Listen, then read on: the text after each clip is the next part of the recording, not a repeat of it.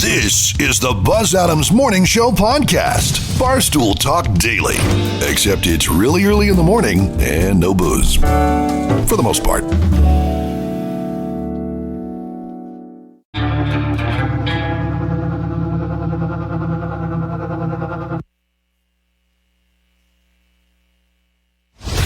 Buzz Adams Morning Show, Monday through Friday, 5 to 10.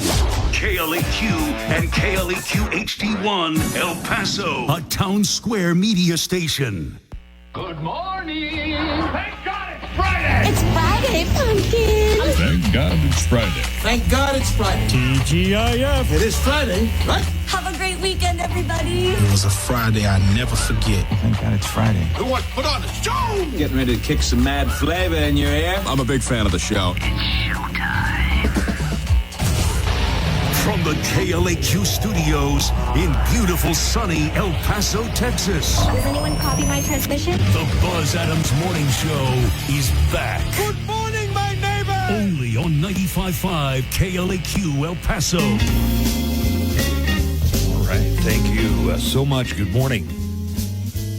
Good morning and welcome, everyone, to the Buzz Adams Morning Show. It's Friday morning. We're getting ready for the weekend, the pre-Thanksgiving weekend. So I'm sure a lot of people are making their travel plans or their plans for staying home.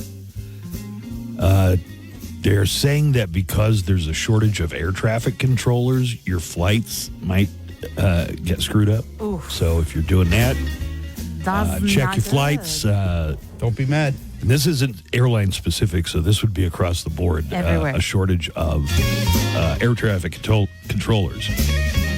Which sucks already because it's already like holiday traveling. It's already rushed and busy, and you're going to expect delays, and then they add And then this. they add that on top of it, right? Hope it doesn't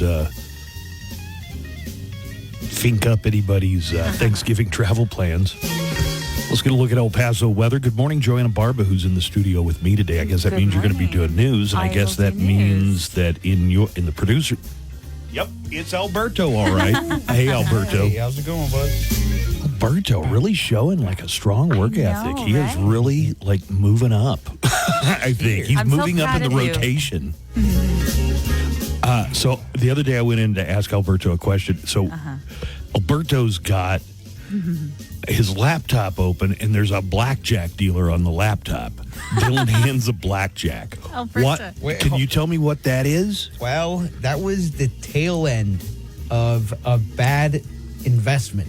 You see? You told me you turned Hold on. 50 into 230. Let's hold on. This is how it happened. A couple days ago, my friend messages me from Japan and says, "Yo, man, I mean, like, hey, man, I'm cracking in on these meme coins, on these crap coins, man." He's like, "I've made over $1,000 on these crap coins. They'll go up like 3,000%. You'll dump.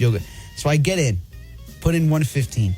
My 115 dwindles to $60. Wait, I'm talking about the blackjack. Yes, it sounds yes, like you're yes. talking about the crypto market. I am, because then I had $60 worth of Solana, which is a coin, a stable coin, which is you don't even have to worry about it leaving. Then I was like, well, if I I want to would get worry. back, I think I would worry about everything I'm getting involved in financially. right? Well, long story short, I was like, well, the only way I'm getting this 60 back is if I go to the casino. So I turned that 60 to like 240, and I was like, peace. And the guy dealing blackjack, is that live? Yeah, so it's just like he's like really Alberto. dealing you cards. And specifically to you or to a bunch of other people that are playing? So there's like different games, but there's one mode where like you can sit at a spot and he's dealing only you cards. But then there's another one called Gravity, and that one's like if you and me sat at the same table, we would get the same cards. Obviously, how we play them is different, but So you did make your 60 that went bust I in made crypto. I you made made my it back 115. plus some. My 115, yes. 115, excuse me. And I never messed with meme coins again. Okay. Or Meme coins? Yeah, actually, there What was the a hell kid. is a meme coin? So Look there's at how this- much we're learning this Look, morning. there's this thing. Oh, well, obviously there's like crypto, right? This is, but kids are minting coins. Why So they're- Gen Z will never get out of debt. Exactly. Damn. But no, this kid actually on Wednesday, the same Wednesday, he minted his own meme coin, invested his money into it, pumped the numbers, like made, hey guys, get this coin, pulled the rug out of it. So pulled out when he was up $30,000 and then flipped everyone off on stream. And then he gets off on stream up $30,000 at like the age of 12. So what happened to the rest of the people who put their money in? Well, if they put their money in and didn't take their money out, they lost a lot of money. Okay. Yeah. This is not helping me think of crypto as anything other than kind of a scam. Yeah, Okay. definitely. Dang. So he And got he's how old? So 12. made 30 grand, huh? 30 grand. And then like Could buy a his lot of pop coin- rocks and now and laters. His coin went up to like be valued a lot more. So hypothetically, had he kept his money where it was, it would have been worth $4 million. And that's why like it's hard for me to believe that any of this is even real. Like it's like how? It's hard for me to believe reality is real at this point. Let's get a look at El Paso weather. The weekend is upon us. Let's get the golfers forecast going. It's sponsored by Painted Dunes Desert Golf Course. Sunny today and sunny through the weekend, mostly sunny anyway. No rain, so rain is not in the forecast. Sunny today, 71, mid-70s also on Saturday with light winds. Those are A-plus days for golf or outdoor activity. Sunday, we're going to have a little cloud cover, a little bit of wind, but no rain in the forecast for Sunday. 77 for the high temperature on Sunday. And then for the week of Thanksgiving, rain-free in El Paso. It looks like highs mostly in the mid-70s. Get a little cooler toward the end of next week. Not much, though. It's still going to be up in the 60s and 70s for Thanksgiving and the day after. Golfers Forecast brought to you by Painted Dunes Desert Golf Course. You can set up all your tee times and reservations online at painteddunes.com. That's painteddunes.com, or call the Pro Shop. Their number is 915-821-2122. 915-821-2122. It's Painted Dunes Desert Golf Course. Scientists say they now have an answer to the age-old question, which came first, the chicken or the egg? Oh. What do you think came first, the chicken or the egg? The chicken. The egg. Well, all right. You want to put some money on that? You want to put some meme coin on that, Joanna? You want me to put my meme coin Yeah, just against make one up. Alberto's meme Yeah, coin? right. Just No, I like don't use think so. cardboard and draw like dollar signs on it, and You will and get that'll this be your one meme coin. card. Yeah. Yeah, they're saying we know now which came first. So, Interesting. share that with you coming up later. Sweet. And I talked to my daughter, and she is very pumped about watching Glicked this weekend. Glicked weekend is upon us. Now, so I would say probably 30% of people out there know what Glicked is, but Joanna, can you explain? Yes, kind of like the summer of 2023 effect Barbenheimer. This winter, we've got Glicked, and that is the double feature of Gladiator 2 and Wicked. Right. So which one Fun. would you recommend first? Gladiator 2 and then Wicked? And we're thinking about actually seeing them back to back. Oh, Like that'll getting be cool. both of our tickets Like- and just going from one movie to the I'm other. just going to go based solely on the name. It makes sense. Gladiator 2 first, then Wicked. Okay. Glicked. Well, I'm going as Maximus. I'll dress as Maximus. My daughter's going to dress as Alphaba. Nice. I think we should probably review our modern theater etiquette rules because Yes. I was in a theater, not Alamo Draft House, because they're strict about very that. But so it was a strict, yes. different one, and somebody's just FaceTiming away, just FaceTiming away, talking to somebody, and I don't know if they didn't realize we were there because we were the only other ones in the theater. You know, it was a pretty empty theater. I don't know. There may be 20 people, but this person was just full on having a conversation. Oh, my. The audacity. You don't do that, people. No. It's a modern, civilized Dude, era. Every time I don't go to Alamo Draft House, like I feel Something like my bugs blood. you. Yes, and I'm like, this There's- would never fly at Alamo Draft House. This says, and this is the American Farm Bureau, says that if you're preparing Thanksgiving dinner for a bunch of people, it should cost under $6 per person this year. Oh, that's better than going to a fast food place. They crunch the numbers every year and look at around a dozen Thanksgiving staples like turkey, stuffing, pumpkin pie. They've been doing this for longer than you've been alive, 40 years. Wow. According to the report, a basic Thanksgiving meal for 10 people will cost an average of $5.81 per person. Wow, that's pretty good. And it is down 5% from a year ago. It's still 19% more than the same meal cost before the pandemic. So the prices are still up over pre-pandemic levels. Turkey is the most expensive item on the shopping list. Again, they say a 16-pound turkey is going to cost an average of $25.67 this year. And what else about Thanksgiving? I know there were a couple other Thanksgiving notes. Well, Joanna, you have the Hollywood Cheese Main coming up this morning. I do. What's on the way? This is getting weird and weird. Jonathan Majors' ex-girlfriend has now dismissed the federal lawsuit against him, in which she accused the actor of assault. This is the one that he's already been convicted of with 2 misdemeanor counts of assaulting the woman. Because his ex-girlfriend says he assaulted her, right. And they convicted him? They convicted him. And he lost out on a big role. He got jettisoned from the Marvel Universe. He was about to become a big part of that. The Marvel Universe had to shift everything because of this. He's a good actor. I mean, Jonathan Majors is a really good actor. On the road to being hugely successful actor.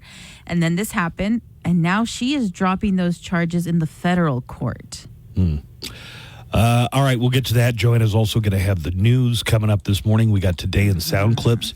Do you remember the guy? He was kayaking, and he disappeared. Yeah, I do remember and this. And the police got suspicious. So the kayaker disappeared, and they thought he faked his death. Yeah. He did. He got in touch with the authorities saying, I'm in Europe.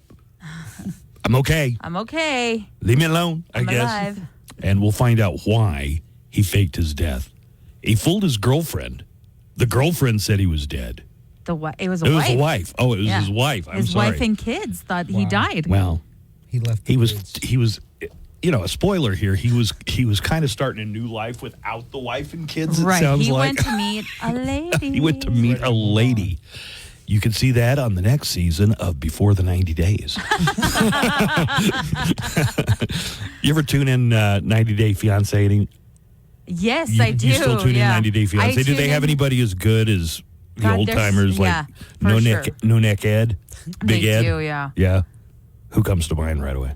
Oh, I can't remember her name. She's like from England, and she moved to Los Angeles with the guy, and they're just always fighting. And at one point, I'm just like, just get divorced already. The best are the ones where it's like, usually it's an older American woman, like 55 to 65, and she's got like a 30-year-old boyfriend from Djibouti or something, and the boyfriend. You're talking about Angela and Michael. Yeah, Angela and Michael, clearly. Which are on the road to divorce, I think. They got married. I mean, it was so obvious. Yes, they got married. She So went all the way over obvious there that- to Nigeria to get married with him, but he still didn't have his green card. So he still wasn't coming over. And she just found like this whole thing of like, he's probably cheated. She hired an investigator. The investigator was like, I don't really have any proof. Hire an investigator. Just ask the viewers. It's clear that he was not going to. I mean, I guess they did get married. And then he did come. He eventually came over to the United States. And now he's like, I'm already here, bitch. You can't do anything about it. so That's the way to land. just as we suspected, he wanted to get married, come to the United States, and then But and then the dump her. whole journey to get him here. I know I've seen one where the woman goes to the DR, and then the guy. What's they get the married, DR? The Dominican Republic. Oh, and then like okay. the guy, she meets the guy's family and everything, and then when it's time to go back to America, she's like, "No, I don't want to. I like it here now." And then the dude gets mad. And the dude's like, no, the whole like, thing the is we're going yes, there. We want to go back to You must America. She's like, no, I like it here, like the way of life. Because I like it here. Let's make our home. No, the whole point of you is that I get to go to America. Right. All right, we've got Today in Sound Clips on the way here in just a few minutes. Get those sound clips set up for you and ready to go right after this. The Daily Calendar. Today, November 22nd. Today is Love Your Freckles Day. Those who have freckles usually hate them. Those who don't, love them. So redheads rejoice, you win. Today is flossing day, and it's officially the only day of the year you have to floss. You know, we used to floss with horsehair. But the horses kept kicking people in the teeth. Ow! I'm never flossing again. And it's go for a ride day. Put down that screen and go outside and see something in person. And that's your daily calendar. Hey, it's Chuck, and tonight on Loud 21 and over. Look for more info on El Paso's biggest Dallas Cowboys tailgate party with Larry Brown. El Paso's own live and local, The Buzz Adams Morning Show, 95.5 KLAQ.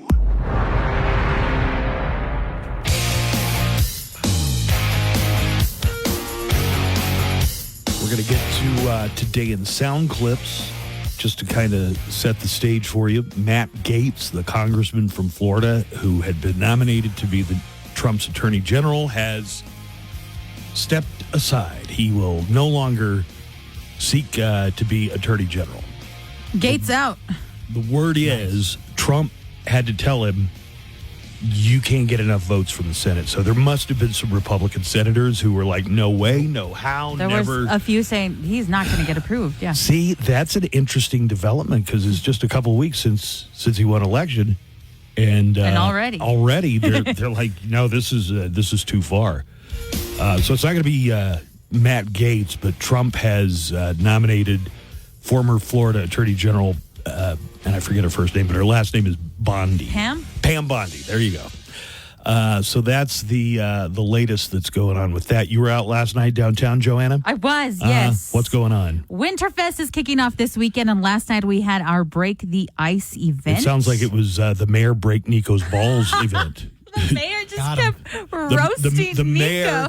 The mayor uses Nico as a whipping. Anytime Nico's there, the mayor just lights into it in a hilarious way, though. The mayor was the first speaker of the night. So what did Nico wear? Did he wear his pink bunny costume? No, we wore Christmas sweaters. And then last night, we were introducing the mayor. We're being very professional. Like, Nico was like, I'm not going to do any jokes or anything. And then the mayor just gets up there and starts, he's like, you're supposed to be funny, Nico, and entertainment, and you were neither of those right here. Speaking of the mayor, Mayor Oscar Leeser is, I guess his term is run out, so there's going to be a runoff election for mayor. Mm-hmm. City Councilman Brian Kennedy and local business entrepreneur Renard Johnson. Yes. Early voting in the runoff begins Monday. Monday, yes. And the date of the runoff election is... I want to say that... February 15th. 15th. No, that's not right. No. December 2nd. No, December 2nd is when early voting starts. Early voting starts December 2nd. Oh, we need to change that calendar. I think the 12th, December 12th is the election day. Okay. Nice. Are we going to have the candidates in? No, well, we were thinking about getting them on once early voting starts. So one day next week, but then next week's a holiday week. We're gonna have Thursday and Friday off, and we'll have something on the air for you. Next week is like the week that I don't even want to try. Try you know what I'm saying? Like you don't want to put any effort in? Yeah, like who puts effort in the week of the holiday? I do. Me and Bob Cratchit. That's who. All right, you ready for sound clips? Yeah. Let's go ahead and get to them. And now, today in Sound Clips. All of the day's news. We're going to start with this missing kayaker. Yeah. The kayaker who faked his death has contacted authorities to notify them that he is alive and well. Ryan Borgwart disappeared months ago, staging things to look like he had suffered an accident while kayaking. Instead, Sheriff Mark Podol said at a press conference yesterday that Borgward had been in contact with his office and had given some details about what happened. Here is part of the video sent by Borgward to authorities in Wisconsin. I'm in my apartment. I am safe, secure. Hold on. Here is Green Lake County, Wisconsin Sheriff Mark Podol explaining how Boy, these names are something else today. Podol and Borgward. Explained how Borgwart faked his disappearance. He stashed an e-bike near the boat launch. He paddled his kayak and a child-sized floating boat out into the lake. He overturned the kayak and dumped his phone in the lake. So he rode his electric bike roughly 70 miles to Madison, where he caught a bus to Detroit. Huh. And then he flew out of Detroit? Ryan Borgwart told authorities that he staged his disappearance due to personal matters. So here is the Green Lake County, Wisconsin Sheriff Podol again, talking about escaping by inflatable to the Canadian border. He paddled the inflatable boat to shore and got on his e-bike and rode through the night to Madison. In Madison, he boarded a bus and went to Detroit and then the Canadian border. It's not completely clear why did he do it. He said it was personal matters. The sheriff said his wife and 3 children were left behind with no knowledge of what happened to him. So he didn't tell his wife and his kids. No. He was going to fake his death. Oh, no, they completely thought he died. Sheriff Podol noted that Borgwart didn't give the authorities enough to locate him. One of the things that he did say was he didn't expect us to go more than 2 weeks in searching for him. Oh, my God. Well, I hate to tell you, he picked the wrong sheriff in the wrong department. Oh, they are mad because they had to use all these resources to, scour that Probably lake for cost him. tens of thousands of We had to get in the lake dollars. to get you, and it's Yeah. really cold. And they were like, he's going to have to pay back all that search effort. Senator Bob Casey has conceded, so the Democrats have lost another seat. He concedes the Pennsylvania election to Republican Dave McCormick. So the slow grind of the 2024 election continues. Incumbent Bob Casey, Democrat of Pennsylvania, conceded his reelection race yesterday to Republican challenger Dave McCormick. On social media, Senator Bob Casey made the announcement. I just called Dave McCormick to congratulate him on his election to represent Pennsylvania in the United States Senate.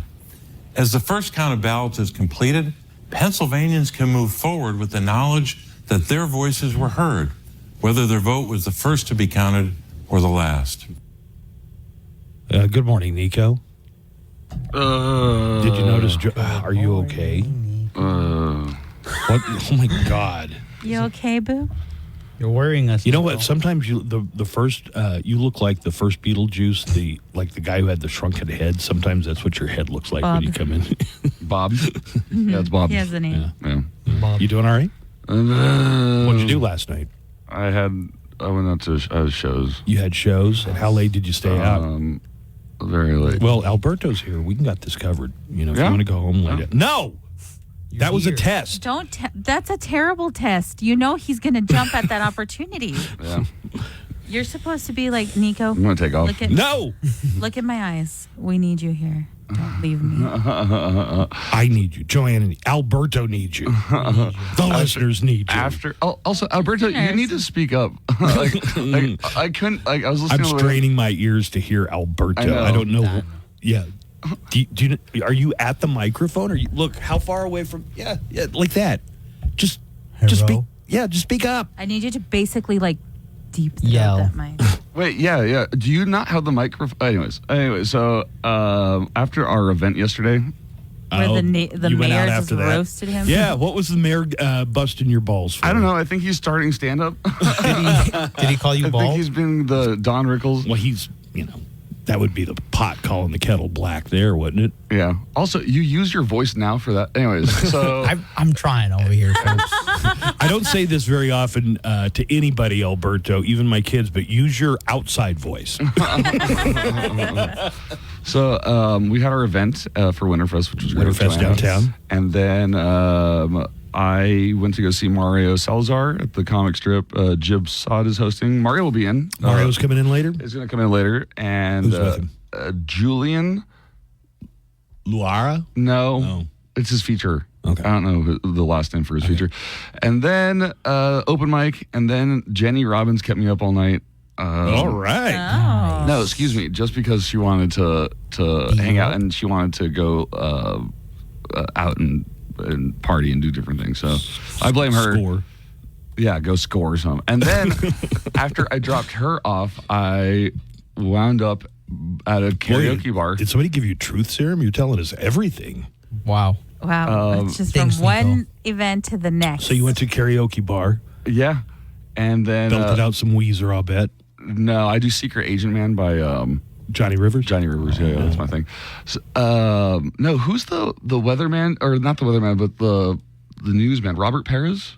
Or Are you talking about Robert Bettis? Yeah. He's a weatherman. weatherman? Uh-huh. He was there. At karaoke? Yeah. It was That's like hilarious. it was like Joanna said that he was at Winterfest. He was at Winterfest. That's what I'm saying. I'm talking. That's why I'm saying it was such a weird freaking night. That's hilarious. Because I ended up with Robert Bettis. Full circle, baby. Hitting the karaoke bars with Robert Bettis. 1:30. It was like, awesome. what are you doing? Yeah, his newscast was over. Until later. Yeah. I was like, I'm a big fan. You know what? I was going to go introduce What if myself you at guys had- Winterfest, but What if he you was guys had run falling into in the ice. Chuck DeBroder and then there'd have been like a rumble? I know. What? They got the sharks. Like the Sharks and the Jets, yeah. A weather rumble. Like an anchorman. Would you guys pay to see a celebrity boxing match between the Weathermen? Yes. Or in the city? Yes. I would. Oh, God. That'd be awesome. I mean, I probably wouldn't pay for it. I'd probably mooch around here and be like, hey, can we get free tickets to that? I mean, I'd pay to see them fight Stormy Daniels. How about we put it on? We That'd host be awesome. In this corner, Doppler Dave. Did you see Derek's thing? Yes. Even Nico's laugh sounds slow today. He's laughing in slow-mo. We're in the middle of sound clips. Yeah, I got it. Joanna's in here today. So the Yeah. configuration, people always want to know. Joanna's in my studio today. Nico's in my studio. And Alberto is in the control studio. I call that the lament configuration. Shut up. Passengers Oh, on this is delicious, by the way. Hey, man. Ooh. Don't, man. Stealing his Dr. Pepper? Oh, that's not yours?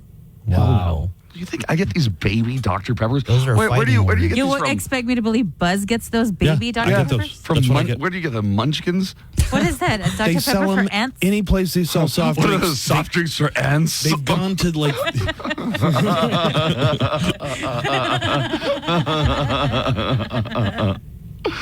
So you would be mad if I would drink this? yeah. I'm Now you know how I feel. You feel what I feel when my food is.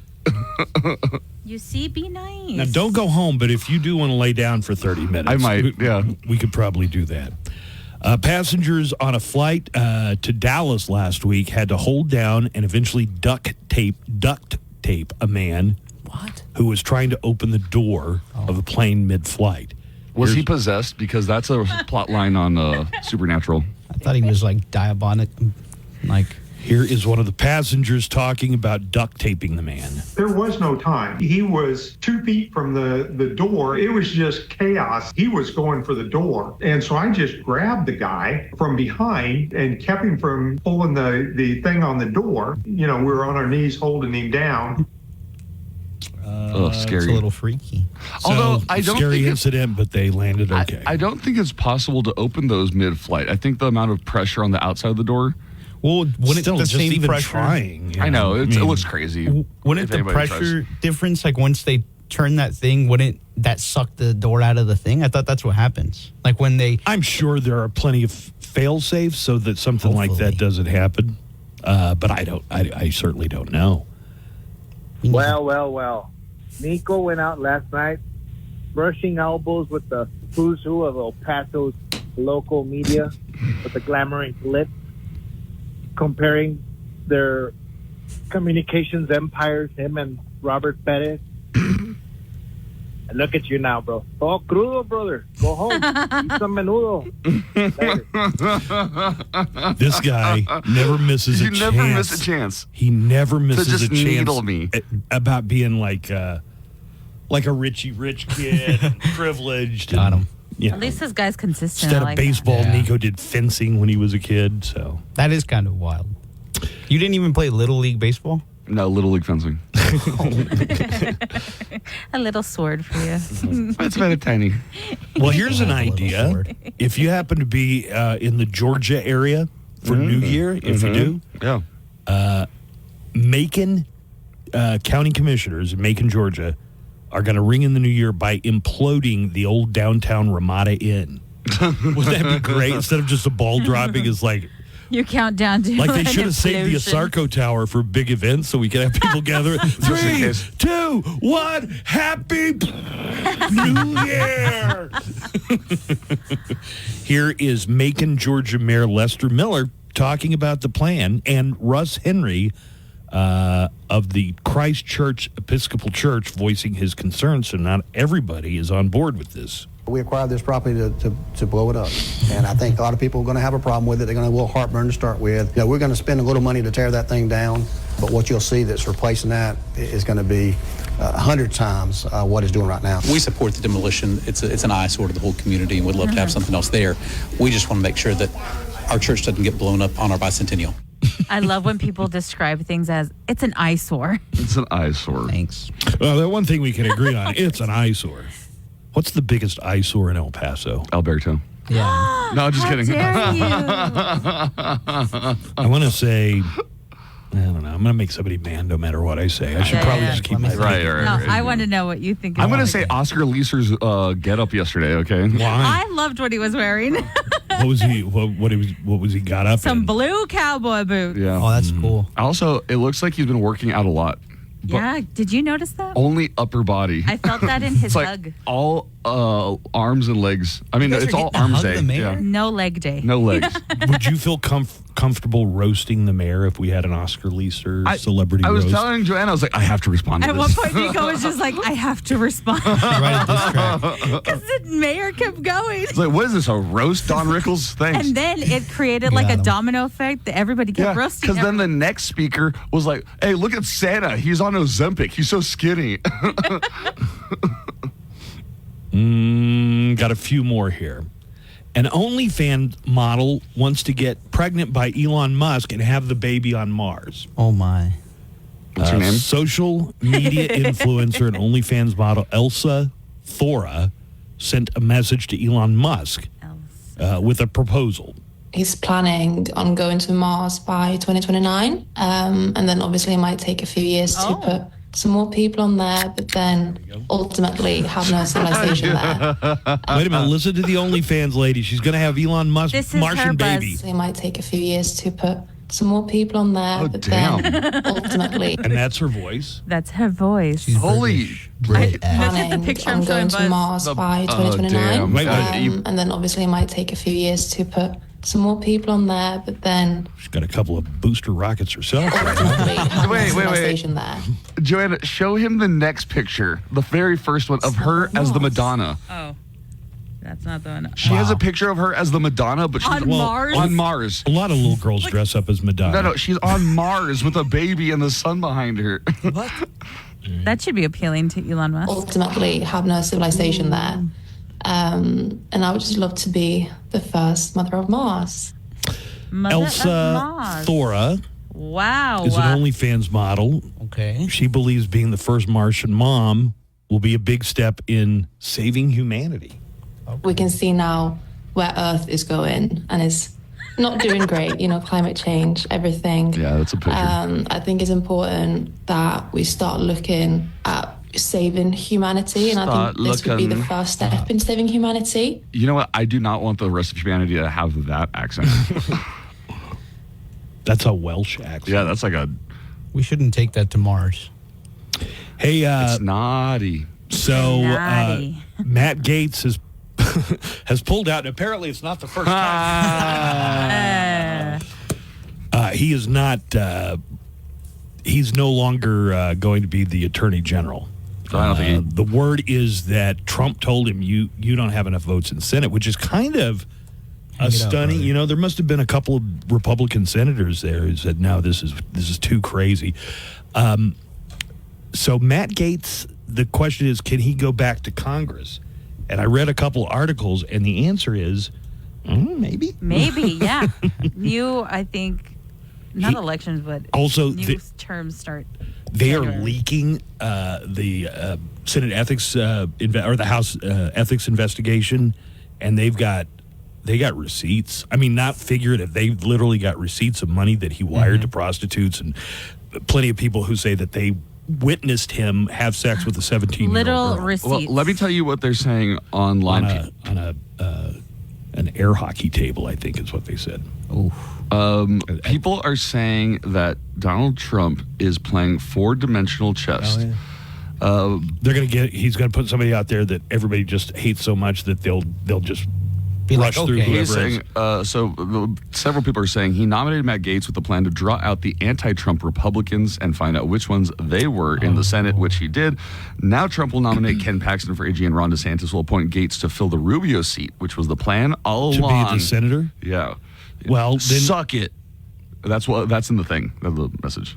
Oh. That wasn't me. That's not good. Well, anyway, so I guess the Justice Department investigated him and decided not to press charges based on these allegations, but the Ethics Committee was turning up a bunch of other stuff. So wherever he ends up, I guess he's no longer in the running for Attorney General. Available now, Matt Gaetz' favorite songs, like the Beatles. Stevie Nicks. Winger. The Sound of Music soundtrack. You are 16. This just in, sorry for the confusion, but it turns out these are Matt Gaetz' least favorite songs. Like the Arrows. She must have been about 17. The Stray Cats. Well, she's sexy, 17. And ABBA. You are the dancing queen. Young and sweet, only 17. Matt Gaetz' least favorite songs. Available now for the sweet price point of $17. Thanksgiving for every wrong. Happy Thanksgiving from the Buzz Adams Morning Show. It's Motley Crue, Dr. Feelgood. And today is the last day we're going to give out codes for the Motley Crue in Las Vegas trip. So you can listen for those codes throughout the day, and I'll even tell you approximately what time, but these are the final four. Right after the morning show at 10 a.m., we're going to have a code. And when you get these code words, you enter by entering them on the KLAQ mobile app. The first one's at 10 a.m., then there's 2 p.m., 5 p.m., and 8 p.m., and those times are approximate. Enter as many code words as you can, and this is the final day. I believe they said you have until Sunday night to enter all your code words from today, but no more code words after today. Here's what the trip entails. April 4th at the Park MGM, you get tickets to see Motley Crue perform. Yeah. 2 tickets, airfare for 2, hotel accommodations.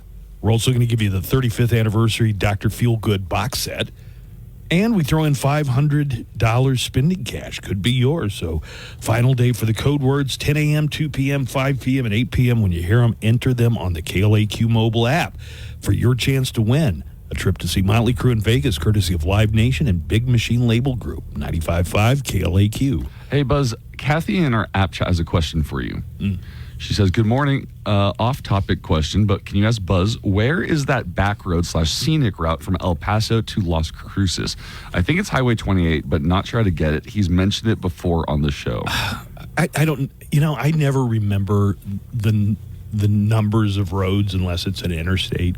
And even then, but you go back there and you go that the one where La Union and where's that place you like to eat? Chopies. Yeah. I'm sure somebody knows all the farm to market roads and routes and everything, but yeah, it's a nice. You know why she's asking? Because I-10 is effed up. It's super effed up right now. Yeah, if you got to go to Las Cruces from El Paso or to El Paso from Las Cruces, it might. In fact, most times I think it would save you a lot of time just to drive the back roads. But you don't know them. Also, I don't know the names of them, but it goes through La Union, and I'm sure there's a way to Google it. They need to invent a map for Google, right? Like a Google Maps. Yeah. Let's take a look at our Mo Show calendar and daily almanac of events for today. Today is November 22nd. Today is Substitute Teachers Day. Hey. Hey. Did you have any good substitute teachers? Oh, your mom was a substitute teacher for you. Oh, God. That's the worst. Oh, no. To have your mom showing up and in the halls of your high school. And that's like a prison where people are already roughing you up. Oh, no. My mom Well, was. that also, but also people would say like the meanest things about my mom. Oh no! My mom was the teacher, the kindergarten teacher at the elementary school I went to, and like basically everyone had her. And were they all talking? They all loved her. Oh. Mrs. Barba, and I was like, she's my mommy, right? I love her. I love her, not you. Today is Substitute Teachers Day. It's also Humane Society Day. All right, Humane Society is full, by the way. Actually, yeah, Joanna was just telling me, and I was looking up the videos of it on FitFam. Yeah, El Paso Animal Services all full up right They are now. in desperate need of fosters. So what do they do? They kill them. Oh my God. No. Come on, dude. Oh my God. Misinformation Come on air. I'm just kidding. No animals are hurt. Is that true? They fire up the furnace? I have no idea now. Oh my God, aren't we like a no-kill place? We need a Humane Society I on don't the think phone so. right I now. mean, I I think think that we has definitely are. been the goal Yeah, for a for long myself, time, yeah. but I don't know that we're there yet. Two of the Avengers from the MCU are having birthdays today. Scarlett Johansson turns 40 today, and Mark Ruffalo, who plays the Hulk, is 57. And they were a couple in at least a couple of the movies, right? Yes. Who was saying that they hung out with Scarlett Johansson? You were telling us about it yesterday. Ibarra. Oh, yeah, Dustin. Who FaceTimed me yesterday. He did? Why? I think it was a butt dial FaceTime because he wasn't there. That's so funny. Hailey Bieber, the woman who famously tamed Justin Bieber, is 28 today.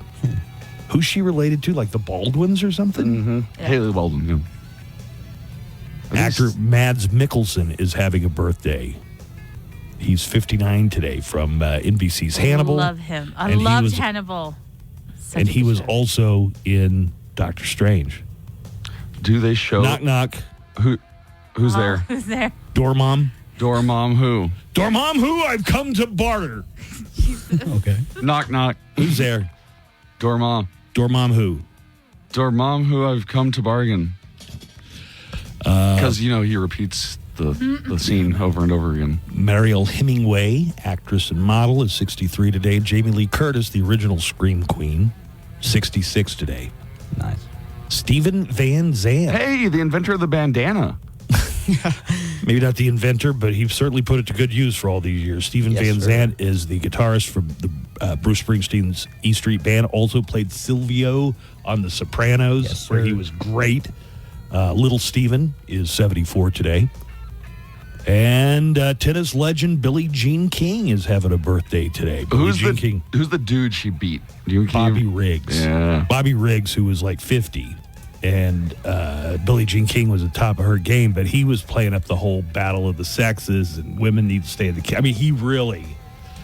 at one of the press conferences, he had a bunch of women like fanning him with palm fronds and stuff like that. And Terry Gilliam from Monty Python is 84. He's the animator, but he also directed some really brilliant movies, including Holy Grail and Meaning of Life from Monty Python. Mm-hmm. A couple of dates in history to let you know about. 61 years ago, 1963, President John F. Kennedy was assassinated in Dallas, Texas. If only he knew what would happen to his nephew. Dallas really had an image problem after that. Like people didn't want to go. Yeah. Who would? After the president was After shot. an assassination on the president, who would want to go there But anymore? the day after the Maybe it's a assassination, tourist. somebody said, hey, how about a car with a roof on it? Yeah. Yeah. 56 years ago, 1968, the Beatles released their self-titled ninth album. It's self-titled, but we all know it as the White Album, a double album. Oh. One of my favorites. Maybe my favorite. Yeah? It's got a bunch of good stuff in there. You like the white? I like the White Album, yeah. Oh, okay. 27 years ago, 1997, 3 days before the start of the INXS 20th anniversary tour, lead singer Michael Hutchence was found dead in his hotel room outside Sydney, Australia.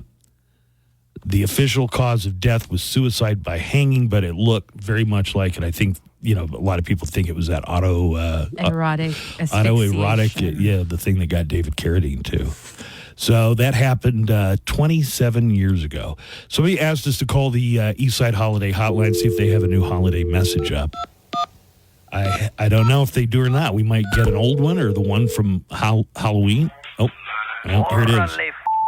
Thank you for calling the Eastside Holiday Hotline. I'm Little Puppet. Would you like to tug on my wishbone? Oh, yeah. Today I'm going to teach you how to get seconds on your mashed potatoes, Holmes. Because you know a lot of people be getting all stingy and shit, eh? That's when you have to do it the way we do it on the Eastside, Holmes. Orale. For this trick, all you're going to need is something sharp like a knife, a razor, a pencil, or whatever, Holmes. Today I'll be using this toothbrush that I sharpened on the floor in county last week. Okay, let's say you've eaten all your mashed potatoes and you want more, Holmes. There's no need to make a scene, Holmes. Just simply look around for the weakest in the group and start up a conversation. Orale, abuela, grandma, do you like your food? Orale, now while you've got her distracted, quickly grab the shank out of your sock and take that, grandma. Give me the mashed potatoes, Holmes. Give me the mashed potatoes right now. Orale, I'll carve you up like this turkey if you don't give me the rest of your mashed potatoes. Orale, there you go, Holmes. Sure, you may have lost your grandma, but whatever, eh? Now you got some more mashed potatoes. Thank you for calling the Eastside Holiday Hotline. Be sure to call back for some more helpful holiday tips. A rato. What, Grandma? Don't get up, fool. I'll shank you again. The Buzz Adams Morning Show, Monday through Friday, 5 top. Live. Local and loco. Don't you know I'm loco? The Buzz Adams Morning Show, 95.5 KLAQ.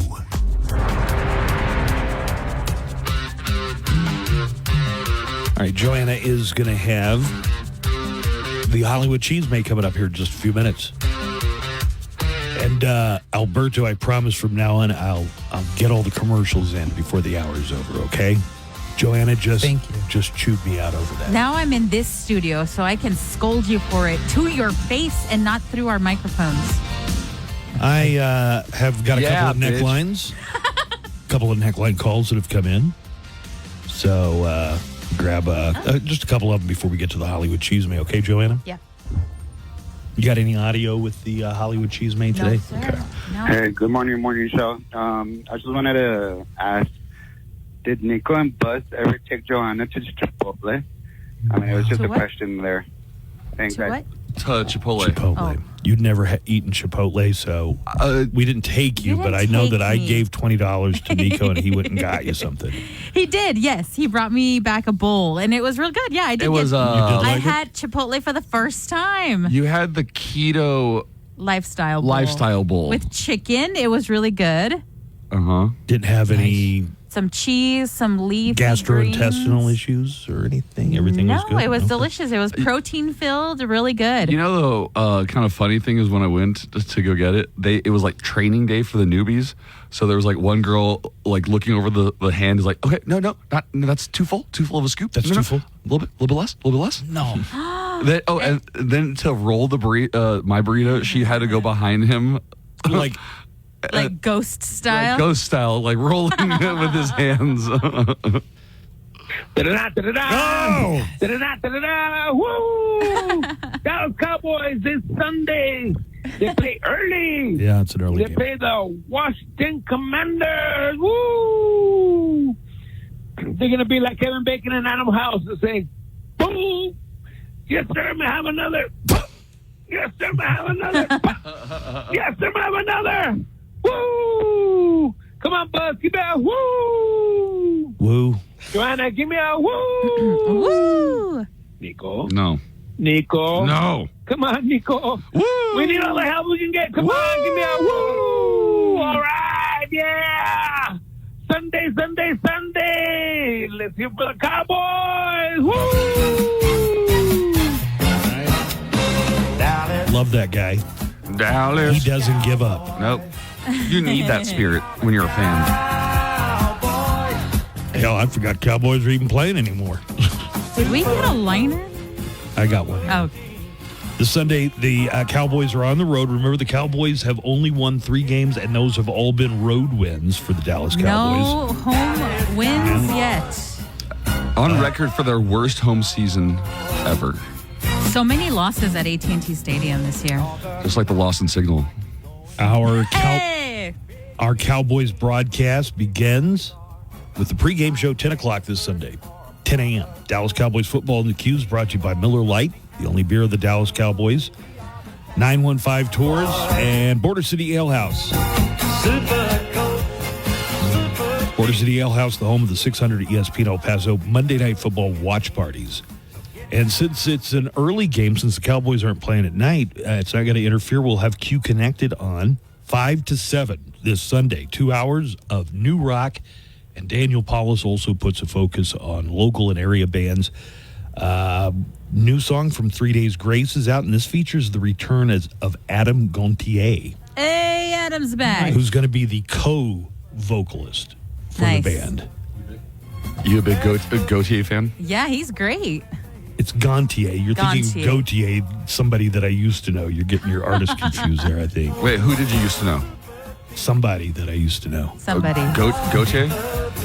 Daniel also puts spotlight on local talent. We're going to hear from Sparta, the legendary El Paso band, also Core Fire and the Roulettes. That's Q Connected this Sunday, 5 to 7 on 95.5 KLAQ. Hey, Buzz, there's also 2 other neckline calls real quick. I don't know if you wanted to hear those. I got a true crime report coming up. Are They're real quick. Are they super topical? They're like one sentence each. All right, go ahead.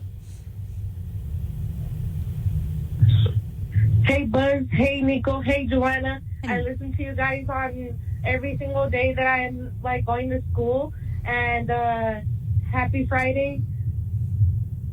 All right. Oh, happy Friday. Happy Friday, and you have a good day. Yeah. Learn a lot at school. Learn at school. Hey, I got a quick joke. What color were JFK's eyes? I They were don't. blue. Wait, do you know this already? No. I mean, yeah, I think I do. One blue left and one blue right. Oh, my God. It's terrible. Sorry, JFK. Absolutely dreadful. Hollywood Cheese Man.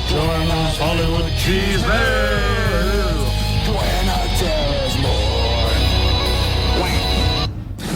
Time for our Hollywood news and Tinseltown notes. Here is Joanna Barber with the Hollywood Cheese Man. Good morning, Joanna. Good morning.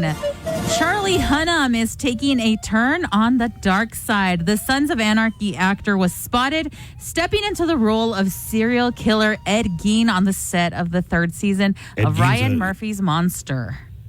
Ed Gein's an OG serial killer. The OG serial killer. In the photos, Hunnam transformed into Gein by wearing a red plaid jacket, a brown plaid shirt, and trousers. He completed with a comb-over hairstyle, which is reminiscent of the infamous murderer's look in the 50s. The sighting comes following the success of Season 2, which followed brothers Lyle and Eric Menendez, who killed their parents, Jose and Kitty Menendez, in 1989. The true crime anthology reenacts some of America's high-profile murder stories. Season 1, if you'll remember, was Dahmer, Monster, the Jeffrey Dahmer story, which chronicled the story of Jeffrey Dahmer, played by Evan Peters. Is anyone weirded out that they're getting these really hot guys to play these murderers? Well, as we know, serial killers are. I want you to look very up hot. what Charlie Hunnam looks like as Ed Gein. Boy, I never thought of Ed Gein as being sexy. Never. Sexy. So why would they choose a hot guy? I feel like Ryan Murphy at this point is doing it on purpose. Mm-hmm. Also, yes. Is Ed Gein? Is he was he from New Mexico? No. Okay. He was the Plainfield Ghoul. Plainfield Ghoul. Oh, Wisconsin, I think is where. He's the one that would make lampshades out of your skin, right? Yes, look at what he really looks like. You all know what Charlie Hunnam looks like. Not like that, that's for sure. Yeah, why you got to sex up the serial killers? Ryan Murphy doing it on purpose. Well, the season, which also featured Niecy Nash, Dahmer's neighbor who lived nearby, hit 1 billion view hours in the first 60 days after its release, which put it in the record books as only one of 4 Netflix shows to reach that milestone. Who would be I would like to see an H.H. Holmes, Ryan Murphy. Yeah, maybe most people don't remember H.H. Holmes, but possibly America's first notorious serial And killer. what hottie would you cast to play that? Leonardo DiCaprio. Yeah. Okay. With his murder house. Murder. Talk about Leo's. No one over the age of 25. Yeah. The Coachella Valley Music and Arts Festival 2025 announced its lineup the other day, and it's pretty light on the heavier music. Though I think we can all have a laugh this morning that for whatever legal reason, the original Misfits is the only band with a logo on the festival poster. Everyone else is whatever one Coachella's designers use. Of course, it looks a little ridiculous. Once you notice it, it stands out. But again, someone on the Misfits legal team clearly fought for this, and people online are loving it, saying, shout out to Misfits for being the only logo band on Coachella's poster. Coachella 2025 will take place between April 11th and 13th and April 18th and 20th. Tickets go on sale today. I want to find this. Yeah, you gotta. It's the only one that'll stand out. It's the only one that has their logo on it. It's a pretty famous logo. It is, yeah. I mean, if you've ever even walked that's past hilarious. a Hot Topic, you've seen it before. Yeah, you notice it immediately, right? Notice it immediately. Shout out to Misfits. Jonathan Majors' ex-girlfriend dismissed a federal lawsuit against him on Thursday in which she had accused the actor. Are you? I'm sorry. I don't know. He like blew No, air out of his I nose couldn't and tell mouth if at you the were same time. snoring and I was snoring you to death, or you forgot to breathe again. I forgot to breathe. Okay, you've been there when he does this when we're just hanging out, right? When he forgets to breathe, and he's just like. So sometimes I'll forget to breathe for like 15 seconds. We'll and just it's be like, hanging out, like at the movies, at his house, and he'll just forget to breathe. One time, was it your girlfriend? Like, I worry about you. You forget to breathe. Buzz, no. Well, it's Respire, por favor. You know, it's supposed to be an automatic response. You're not supposed to have to think about it. Yeah, didn't you say you hold your breath so that you can test yourself? He does that all the time in I'm the testing car. myself. I try to see how long I can hold my breath just in case, I don't know, I'm ever trapped underwater or something. Or I'm in a car and I got to roll the window down and swim to the surface. Forgot to breathe. Dude, it's weird when it happens. Like, we'll be watching TV and it out of nowhere. happens. And you're like, are you okay? Yeah, I just didn't breathe for the last 25 seconds. He's like, yeah, I'm good. Well, that's normal. His will to live. Stop. Joanna's dying. Okay, I'm sorry. Jonathan Majors' ex-girlfriend dismissed a federal lawsuit against him on Thursday in which she had accused the actor of assault and defamation. The Marvel and Creed 3 star was convicted in December of last year of 2 misdemeanor counts for assaulting the woman, whose name is Grace Jabari, in the backseat of an SUV. He was sentenced earlier this year to attend domestic violence counseling. Jabari sued him in March, alleging that he had defamed her by continuing after the guilty verdict to maintain that he had never laid his hands on her in an interview with Good Morning America.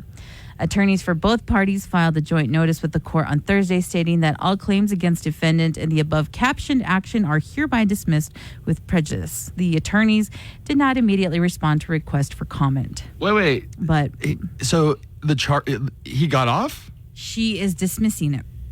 The federal lawsuit. Oh, the federal one. The federal one after he's already been convicted. And lost the role Right. And yeah, well, he was poised for a breakout year They last year. decanged him. Yeah. He was also supposed to be the lead villain of Avengers: The Kang Dynasty, but that film has now since been scrapped. Marvel pivoted to Avengers: Doomsday, starring Robert Downey Jr. as Dr. Doom. After the decaying. Another popcorn bucket has entered the arena. Ooh. The popcorn bucket for The Lord of the Rings War of the Rohirrim is here, and it's massive. Yeah, look it up. The popcorn bucket is a 27-inch long Warhammer. It's going to be a cartoon?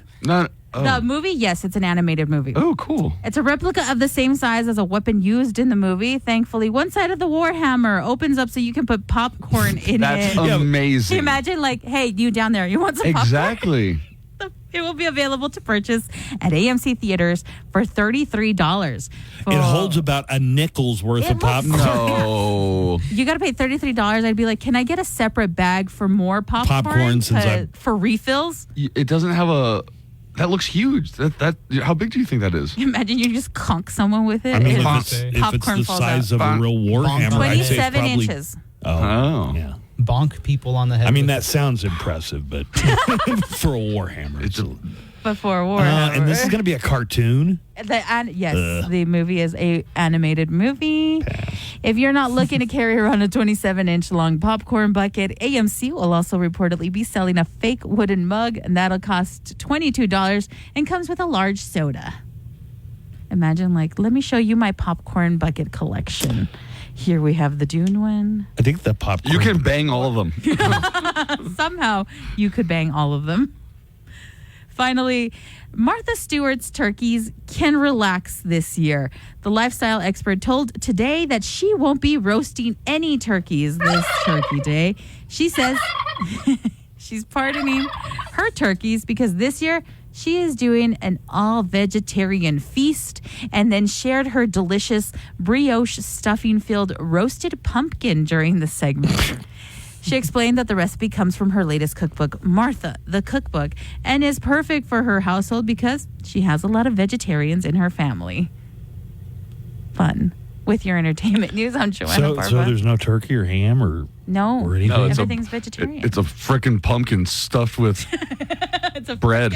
A pumpkin stuffed with bread. Yeah, that's what your brioche is. Thanksgiving? That's basically it. Nico nailed it. All right, let's take a break. We're going to have a true crime report coming Mario up. Salazar, already on his way. Almost here. Cool. That's at the comic strip this weekend. Mario Superstar Salazar.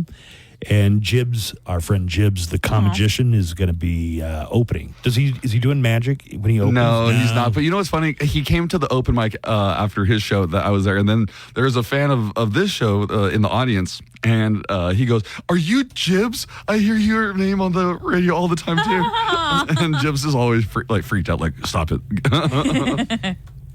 Let's take a break. True crime coming up right after this.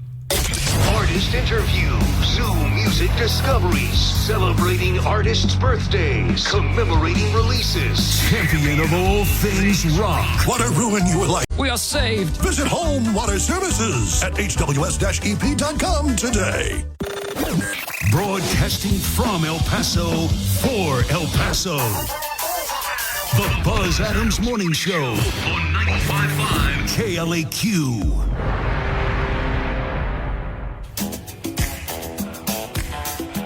We'll get to a true crime report in just a second. And also, Wicked and Gladiator 2 both hit theaters across the country today. Glicked. Call it by its proper name. Glicked. Glicked. Hey, is My daughter is sold. I told her about Glicked, and she's like, hell yeah, I want to do that. Nice. You both. Is it weird if I stand up? You're a stand-up comic, aren't you? Yeah. Stand-up guy. Why are you standing? I just need to stand up. The world is moving. Yeah, the world is moving a little too fast sitting down. We got really special Friday on the way for you. KLAQ features Friday Weekend Starter 6-pack featuring 3 Days Grace starting at 5. Hey-o. And they've got new music out today. At 7 o'clock, Loudwire Night, special guest will be Adam Gontier and Matt Waltz of 3 Days Grace. They are the co-lead singers of 3 Days Grace. That's you know who interesting. else is doing the co-leads? Well, I mean, a lot of bands you have. That's a good way of avoiding some conflict. We both get to be lead Yeah, we singers. both get to be lead singer. Lincoln Park is doing that. So they got Emily Armstrong from Dead Sarah to be the singer. Mike Shinoda does co-lead? kind of the rap Yeah. part, I guess. But we're talking about 3 Days Grace, and Adam Gontier is back with the band. Special guest in the Loudwire Night studio, Adam Gontier and Matt Waltz of 3 Days Grace.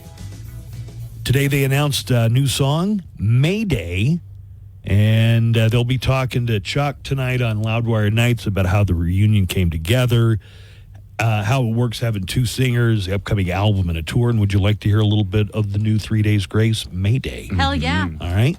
Now, it doesn't have an E next to it, so that's supposed to mean no bad words that I have to worry about.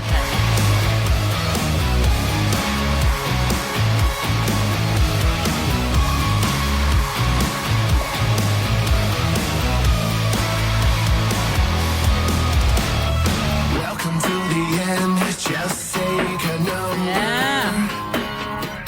You like? Yeah. Inside him. Just get used to the influence you're under.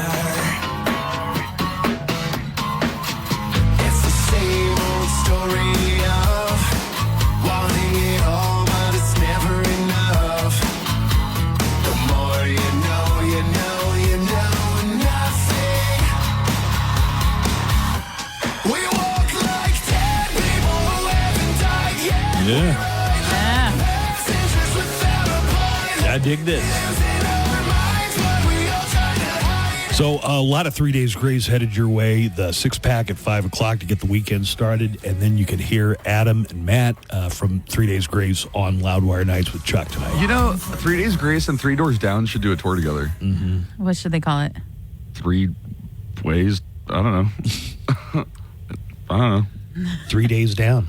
Yeah, 3 days down. You ready for true crime? Yeah. All right, let's get to it. That's the sound of the police. That's the sound of the beast.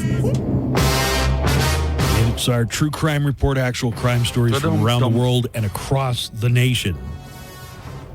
And got a very full blotter today on the true crime report. Go to the bathroom. I was Not going a to say bladder, that. a blotter. That's hilarious. Just on a break. A South Korean man got arrested at an airport in Peru after trying to go through security with 320 tarantulas strapped to his body. And I got to take my word for this. Those were big tarantulas. They were showing pictures of There's a the picture. There's a picture of tarantulas. this. Okay, Yeah, I got yeah, to see this. 28-year-old man from South Korea got arrested at the Peru airport the other day after trying to smuggle 320 live tarantulas by strapping them to his body. Well, 285 were baby tarantulas packed in plastic tubes, but the other 35 were full-grown tarantulas described as the size of a human hand. So he had these strapped all over his body, and he was just going to do the entire flight that way, I guess. Oh. They show them. He had them stuffed in bags, and the bags were affixed around his torso. Security flagged him when they noticed that his stomach seemed abnormally swollen. Guys, you think that is scary? The tubes that he was carrying the baby spiders in? Okay. Oh my, Joanna, look at this. The size of those spiders, it is like a human hand. Oh no! Look at the tubes, though. The tubes are just there's just paper in them. There's just paper covering the top and bottom. No. How do the spiders breathe? Through the paper, I assume. Yeah, because the air can go through the paper. But what if that paper just comes out? What if the paper plops out? You have like 1,000 spiders on you. Spiders on a plane. Okay, Joanna, on top of the 320 tarantulas, Yeah. he also had 110 centipedes Oh my God. strapped to his body and 9 bullet ants. What? Bullet ants are known as having the most painful sting of any insect. What does it on feel Earth. like? Probably a Death. bullet. Wonder what he had in his pack. There's a guy on YouTube who lets himself get bitten stung, by yeah. and stung and by different things. Why did he do this? The authorities believe that he poached them from the Amazon with plans to resell them overseas. He was flying back to South Korea, but had a layover in France, so he was going to have to go Peru, France, South Korea. Oh my with God. all of these creepy crawlies strapped. to Wait, his so body. he just went into the Amazon jungle and was like, "You're mine, get in here." That is Get in that's- my pants. That's the working theory. A Florida man showed up at Mar-a-Lago last Thursday and asked to speak to Donald Trump.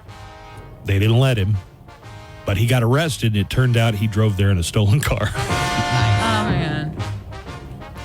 And somebody tried to smuggle $900,000 worth of cocaine through Dulles Airport in D.C. by disguising it as hot chocolate. Okay. Interesting. Do you have the picture of that? How would you Hey, make why it is this look- hot chocolate white? All right. It's Swiss. So it looks like they had them in boxes of hot chocolate, but inside is just a huge freaking brick of cocaine. Oh my God. Like That's hilarious. a cobblestone of cocaine. That's hilarious. Yeah. Police in Boulder, Colorado are looking for someone who put up their own traffic signs, except they were profane traffic signs. Let me just read what one of the traffic signs said. Slow the down. Well, police don't think it's funny. Get off your effing phone. Slow the F down. Don't kill any kids today. And slow down, mother. Nice. That's hilarious. These weren't just like on a cardboard box or something. They looked like official street signs. Somebody had taken the time and done metal work to make these Dang. things look authentic. That means they must have been fed up with the people driving through there. Whoever did it Yeah. posted them or mounted them on real speed limit signposts. The message is drive safer, but police don't appreciate it. So we're going to hear from a police officer in Boulder who's talking about the mysterious signs that went up, profanely telling people to slow down. I'm guessing that it's a concerned citizen that is kind of fed up with some of the behavior they're seeing in their neighborhoods or in other neighborhoods. So, I definitely appreciate the gesture behind, I think, what they were intending to do. But, like we said, it is a crime. And, there's definitely other means that people could take to try to let us know of these behaviors. But extra points for putting so much effort into making them look like real traffic signs. Nice. A walk-in hospital patient who was having an episode on drugs ended up climbing into the ceiling of the hospital.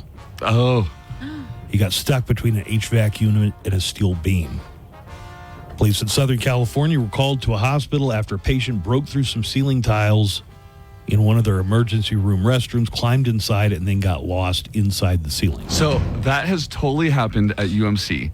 Here. Somebody climbed up in the ceiling, John McClane style? Yes. Nice. What were they trying to do? Escape. So the county and the sheriffs take all the people who are hurt to the, UMC. So I think there was a prisoner and he climbed into the ceiling. I'm going to make good my escape here. They locked down the ER so that they could search for him. And the only way that we found him, not us, me, but they found him, was he fell through the That's ceiling. probably one of those, what do they call it, like a suspended ceiling? Yeah. When police got there, they looked inside the hole but couldn't find him because he'd scurried off. They looked at blueprints of the hospital and tried to figure out where he could be, and then used a camera attached to a pole to scan inside the ceiling. They spotted the man on top of a large HVAC unit, wedged under a steel beam in complete darkness. They called him out by name. The man said that he was stuck and couldn't get free. Police say they spent about an hour getting him dislodged. The man was arrested for felony vandalism. He caused more than $5,000 of damages to the hospital. So here's the 911 call and some of the audio of police getting the man out of the crawl space. The male inside the ER bathroom. Our police advised he removed ceiling tiles and he's now inside the ceiling.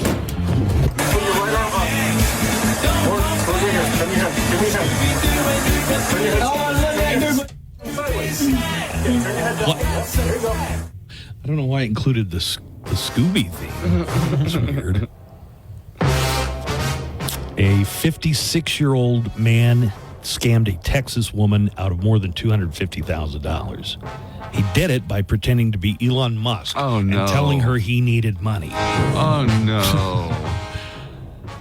So I guess she believed it was the real Elon Musk, panhandling.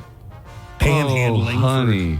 Oh, no. She friended the man posing as Elon Musk on Facebook. They exchanged messages. The victim's husband said she transferred around $600,000 to Elon Musk, who promised her $55 million in return. Oh, honey. Why would the richest man in the world need your money?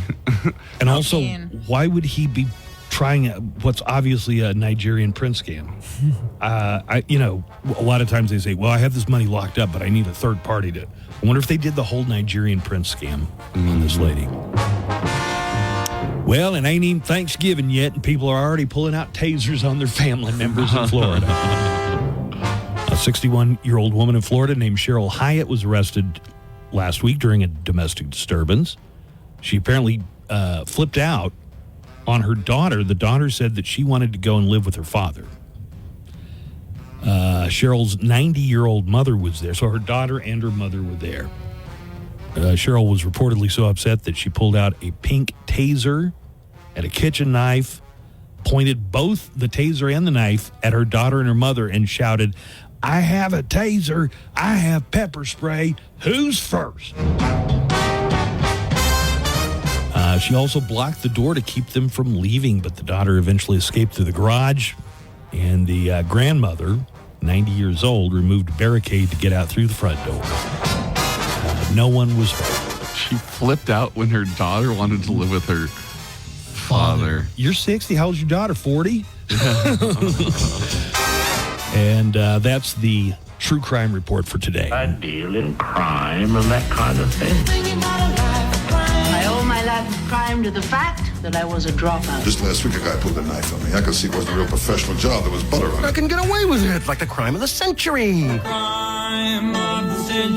What was the man's crime? And his daring life of crime made him a legend in his time, east and west of the Rio Grande. Coming up after the Buzz Adams Morning Show, Glenn Garza and Daniel Paulus. 10 at Sunland Park Drive or online is APR offers 1606 and 1550 per thousand. Finance includes factory rebate and dealer discount plus TTNL on select vehicles. Offers not combined. Live from the KLAQ studios, the Buzz Adams Morning Show.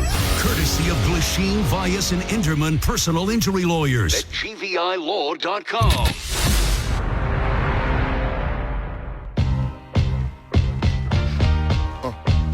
Nico, you want to let us know about comedy this weekend? You could throw your mic in there if you want to. But, absolutely. But, give the superstar his due. Hey, it's Mario Superstar Salazar. Hey, Mario. Good morning, guys. Great to see you, buddy. Absolutely. You're looking so snazzy. You're dressed to the nines. Well, today. it's he got a Latina girlfriend. Okay. Yeah. That doesn't have anything to do with my clothing choices, but now that it's getting a little cooler, you layer up. You wear a jacket. I don't normally dress fancy. Do you dress fancy because you have a fancy mustache? Okay. I don't know what you're talking about. That's a beautiful mustache. Just a great You look like Gomez mustache. from the Addams Family. Good. Raul Julia? My mustache makes me look like the school cafeteria lady. I don't like my mustache. Mario, so you see that stuff on Nico's face? Wait, don't say anything. How long do you think he's been growing that? 2 weeks. Try again.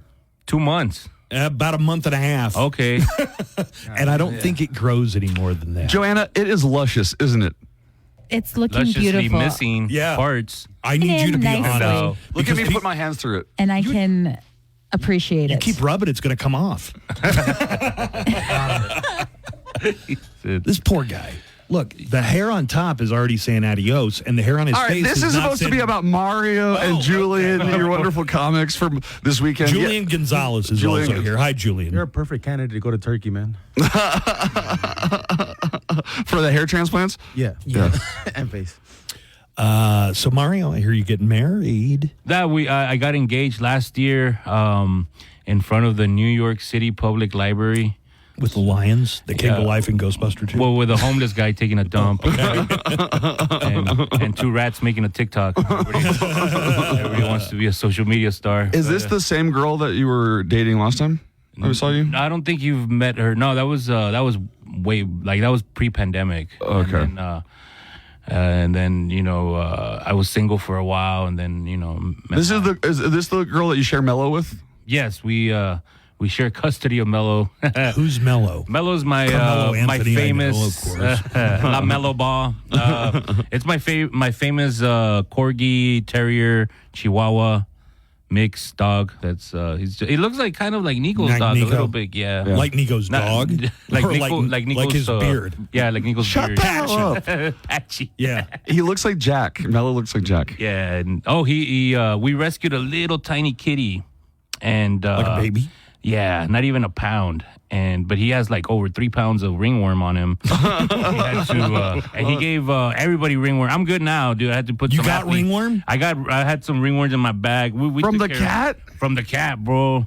Well, actually, from Mello, because Mello sleeps with me. So Mello, the cat gave it to Mello. Mello gave it to me.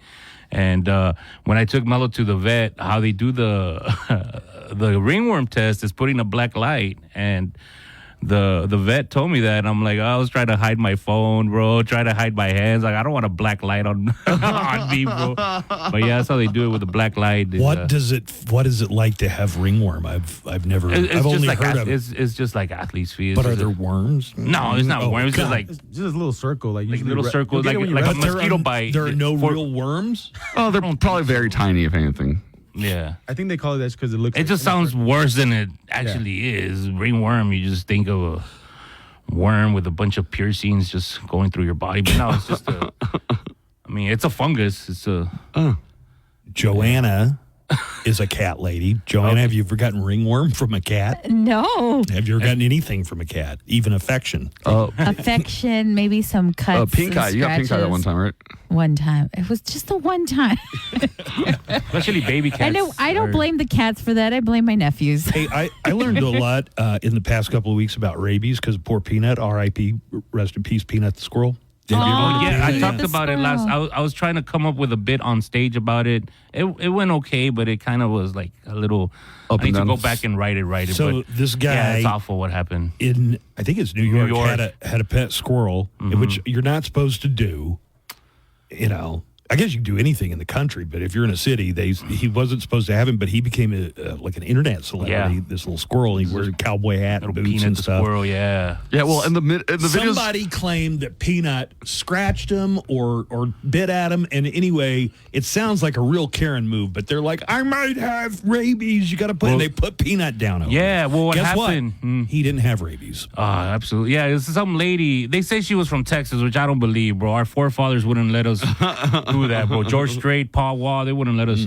But she called the SWAT from New York police, the animal police from New York, and they went and rushed this apartment. And Peanut didn't go down without a fight, bro. So you're not taking me. Yeah, he took a chunk out of some dude, and the dude was all like, "Oh, I might have rabies." And so I found out they can give you a vaccine for rabies either before or after you get rabies, and rabies is common in South America and Africa, and it's not seen very often in the United States. It is not at all. So they could have given the person who said they got rabies, they could have given them a vaccine. If you let rabies go without treatment and it gets to a certain point, it's like 100% fatal. I think historically only 20 people have ever survived rabies after it got full blown. And back before they came up with treatments for it, I remember as a goose was cooked. As a kid, I was terrified of Cujo. They need to remake that movie, but I don't know if they can because just the love that people have for dogs nowadays. Like they couldn't see him killing Cujo. Cujo was about a Saint Bernard who got scratched or bit by a rabid bat, I think it was, and then he keeps this woman and her son trapped in a car. Did you ever read the book? I never read the book. I want to read the book. I saw the movie when I was a kid. I haven't seen the movie in ages, but the book kind of intrigues me. It sounds like Peanut died for nothing. Peanut the squirrel. And his buddy did too. Yeah, like a little raccoon or Pete something? the raccoon, I think was his name. Randy the raccoon. Yeah, man. Rest in Rocket peace. Raccoon. You know, the treatment for rabies is like, I think it's a long course of treatment, and it's pretty brutal on the body. The side effects are pretty bad. They said when we were a kid, and this was like, don't mess with wild animals because you got to get like 100 shots in the stomach. And I remember they would tell us that. They shoot them all in your belly button. It's super painful. Is that true? Yes. Okay. You have medical profession history. Yeah, more or less. Yeah. Is that what they do? No, I have actually no idea. I have no idea what I'm talking about. Tell me what else is new, Mario. Just been, traveling, killing it on the road, crushing it. Is that a Chargers hat? It's a Chargers, almost like a little Hawaiian, like a little Hawaiian theme, but with the Chargers bolt going right across it. You a Chargers fan? I'm a huge Chargers fan. Now that they're in LA, or no. This was in San Diego? It was a perfect storm because my favorite player growing up as a kid was Junior Seau because I'm a junior, most Mexicans. Right. Hey, Junior. So a beloved player, R.I.P. Junior. And then when I got stationed in San Diego, LT is a Marine. Hoorah, Devil Dog Marine Corps.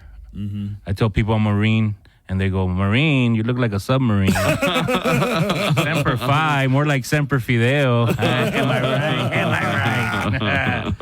And hey, what do they say? So you used to be a Marine? Don't they say, well, you never used to be a Marine. You're always a Marine or something? yeah, once a Marine, always a Marine. There's no such thing as an ex-Marine. Yeah. So I got stationed in San Diego, and my favorite college football player of all time was LT. I used to love watching him play at TCU, and then he got drafted by the Chargers. So I'm here, I'm stationed here. LT's my favorite player, my current favorite player. Junior Seau's my old favorite player. I'm going to become a Chargers fan. And I've been a Chargers fan. That's interesting. Being from the Rio Grande Valley? 26 years. There's probably not a lot of other Chargers fans. There's not a lot of Chargers fans anywhere. Dude, you got to get on this Cowboy bandwagon. It's red hot this season. I'm telling my buddies to come be Chargers fan at least just for 1 or 2 seasons before the Cowboys. Who, like Raymond and everybody? Yeah. I was like, dude, just for 1 or 2 seasons, become Chargers fan before the Cowboys get it all together. What's really weird is L.A. had a team, the Rams, back in the 50s and 60s, famously the Rams. Then they didn't have a team for a long time. And then they got Oakland, but then Oakland went back to Oakland. And so for another 20 years, they didn't have a team. And then all of a sudden, they got 2 at the same time. For a long while, they didn't have any. Now they have 2. How pissed off are you if you're a Raiders fan and you got all the Oakland stuff tattooed on your body, and now they lost their baseball team and their football team to Vegas? You're a Raiders fan, right, bro? I don't really care about sports anymore. But he does these funny videos when 49ers, Raiders, or Cowboys lose. Like, he makes fun of the Cholos because there's the Cholos that... Cholo tears. He puts the score, and then he, has his little video that Cholos are crying today. Can you give me a little taste of it? I was at a car show, and I'm like, hey, what's up, everybody? We're here at the Street Low Car Magazine show. Some people may think this is rain, but these are real Cholo tears. The Cholos are actually crying right now. Fedoras are wet. Cholas nalgas are saggy. I'm like, yeah, be careful, guys. Get home safe in your lowriders and watch out for the police. So we put that over the score every time the Raiders or the Niners lose, and Chargers sometimes. We got to get a break in here, but we're going to come back. Mario Superstar Salazar is the headlining comic, along with Julian Gonzalez, and I think you said Jibs. Jibs is hosting it up. 1 show tonight, 2 shows tomorrow, and 1 show on Sunday. Go to LaughTonight.com or ElPasoComicStrip.com for all your tickets. All right. You guys stick around for one more segment? Absolutely. All right. We'll be back with Mario and Julian. More of the Buzz Adams Morning Show's on the way right after this. Love you, Peanut. This Thanksgiving, may your feast be delicious. 0580. Optima Tax Relief. Some restrictions apply. For complete details, please visit OptimaTaxRelief.com. The Buzz Adams Morning Show, Monday through Friday, 5 to 10. KLAQ and KLAQ HD1, El Paso, a town square media station.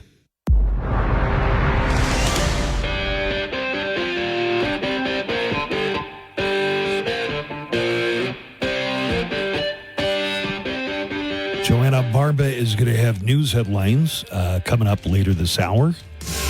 Comedian Mario Superstar Salazar is here and performing at the El Paso Comic Strip, along with Julian Gonzalez, who's also here. Thanks for coming in today, guys. Thank you. Welcome. You did shows last night? Yeah, we did 1 show last night. Yeah. It was fun. It was a good crowd. Did you stay out late, or you had to do radio? I went Were you out. responsible? He wasn't. I was. I went out with these guys. Yeah. To open mic, but we got there late and I didn't get to go up. So. Yeah. You were going to talk about your hair, Mario? Last time, people yesterday at the show were like, what happened to your hair, bro? I used to have this long hair. It was so annoying. People kept calling me Ron Jeremy, too. So that was not cool. Yeah. It must be the mustache. Yeah. And the only reason why I grew out my hair was because people kept calling me Yolanda Saldivar because of with my mustache and short hair combination. So I let it grow and then started calling me Ron Jeremy. So I was like, man. And my wife and my mom kept haggling me about cutting my hair. And I was like, so if I'm going to cut my hair, I need it to be a spectacle. I need it to be... So I talked to some of my buddies at this Lucha Libre company in California, and they had this big old anniversary show, a lot of big names, and we came up with a quick angle where I turned on the crowd. I started, saying California sucks, Texas the best, blah, blah, blah. Did a heel turn, huh? Did a heel turn, yeah. And they attacked me, and I had they bring like Brutus the Barber beefcake. Remember that dude would shave people's heads back in the day?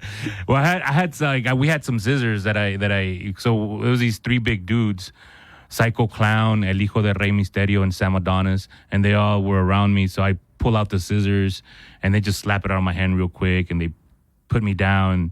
They threw me a kick to my abdominal region. And they told me it's not gonna hurt, and I was kind of but they protected me so well. It looked brutal. Like, oh, there's this fat dude, this old fat guy getting kicked in the stomach, but they protected me very well. They got me to my knees. They started cutting my hair, but the scissors, my hair was so thick. They couldn't get it. They couldn't get it, bro. So they were just... You need to bring a Floby in there. I had patches, bro. It looked like I had ringworm. It looked like I had ringworm in my head for a while, bro, because they were like, they patched me up because they couldn't really get it, but... That's hilarious. I went back and got it professionally cut. Did you say a Floby? The thing that George Clooney says he gets his hair, he uses to cut his hair? Floby used to be on an infomercial like in the 90s all the time, and it's a thing that would suck your hair off like a vacuum cleaner and also cut it at the same time. Those little white kids just in the commercials. You would stay up with the TV on, and then you wake up like at 4 in the morning. That's the commercial. That's the commercial. Yeah, you would see some dude's hair. I'm like, what did I wake up to? That's funny. Do you guys go see a lot of movies, or are movies a thing you're interested in? Like, you know, I know comics have all day when they're in a town, you know. So what do you guys like to do when you're in town? I'm trying to go to Juarez to get tacos, but no one wants to. Talking about going. He really wants to go. Here's a local tip. We have tacos here. I want dangerous tacos.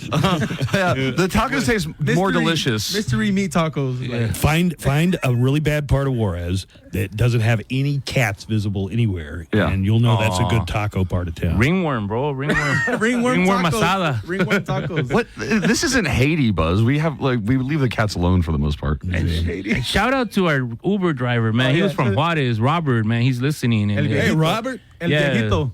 He said, El viejito, shout me out. Yeah, he wanted a shout out, man. He was listening. He was telling us all about Juarez, and he was getting this guy to go already. I was like, bro, we got to do that. What did he say? What did he say about it? Because I'm interested. I haven't been over there in years. That's not dangerous anymore. He said, don't believe the hype. They're lying. It's cool. You go to the top of that hill where the cross is at, and the middle point. Meanwhile, he's got friends waiting for you at the top of that hill. He's like, you guys can walk up the hill. It's the Cristo Rey. They're doing that this weekend for some kind of pilgrimage is going on this so weekend. People do they go on their hands on knees? Some people do. Some people go on their knees like in a prayerful stance, and they walk all the way up that effort. With their knees? On their knees. That is some Navy SEAL training right there, bro. I mean, you're really trying to impress God. Right? But there are signs up there, or there used to be. I don't know if there are anymore. Beware of bandits. Because people would just hide behind rocks and then just like rob you. Well, if you go up with like 100 or 200 people, you're going to be safe. But my friend, my lawyer, and I used to go hike that mountain just for exercise, and I was like, "Hey, man, they got signs about bandits." He goes, This dude was a Marine too. Hoorah. Yeah. And he's like, man, you know, those bandits try and mess with us. We're gonna beat them and take their shoes and make them walk down barefooted. What are they gonna steal? Your water bottle? Like, yeah, right. I don't know. I guess maybe they think somebody's got a wallet on him walking that hill, but like, hey, send me a Venmo. Bandits, bro. That's an interesting name. Right? Bandits. Banditos. Watch out for pirates. They have Ice Bandit. The reason I asked about the movies. This is a big movie weekend. 2 movies are coming out, and I think the theaters are going to be packed for both of them. Wicked, which is, do you know what that is? It's like the Wizard of Oz, musical. Did you see the toys, though? What happened to the toys? What happened with the toys? I heard about that because they put the wrong website. Yeah. And I know porn that website, Wicked. Wicked.com. Yeah. I know many employees of the Wicked, former employees of Wicked. I know. So they're calling it Glicked, Gladiator 2 and Wicked. Last year they had this thing called Barbenheimer.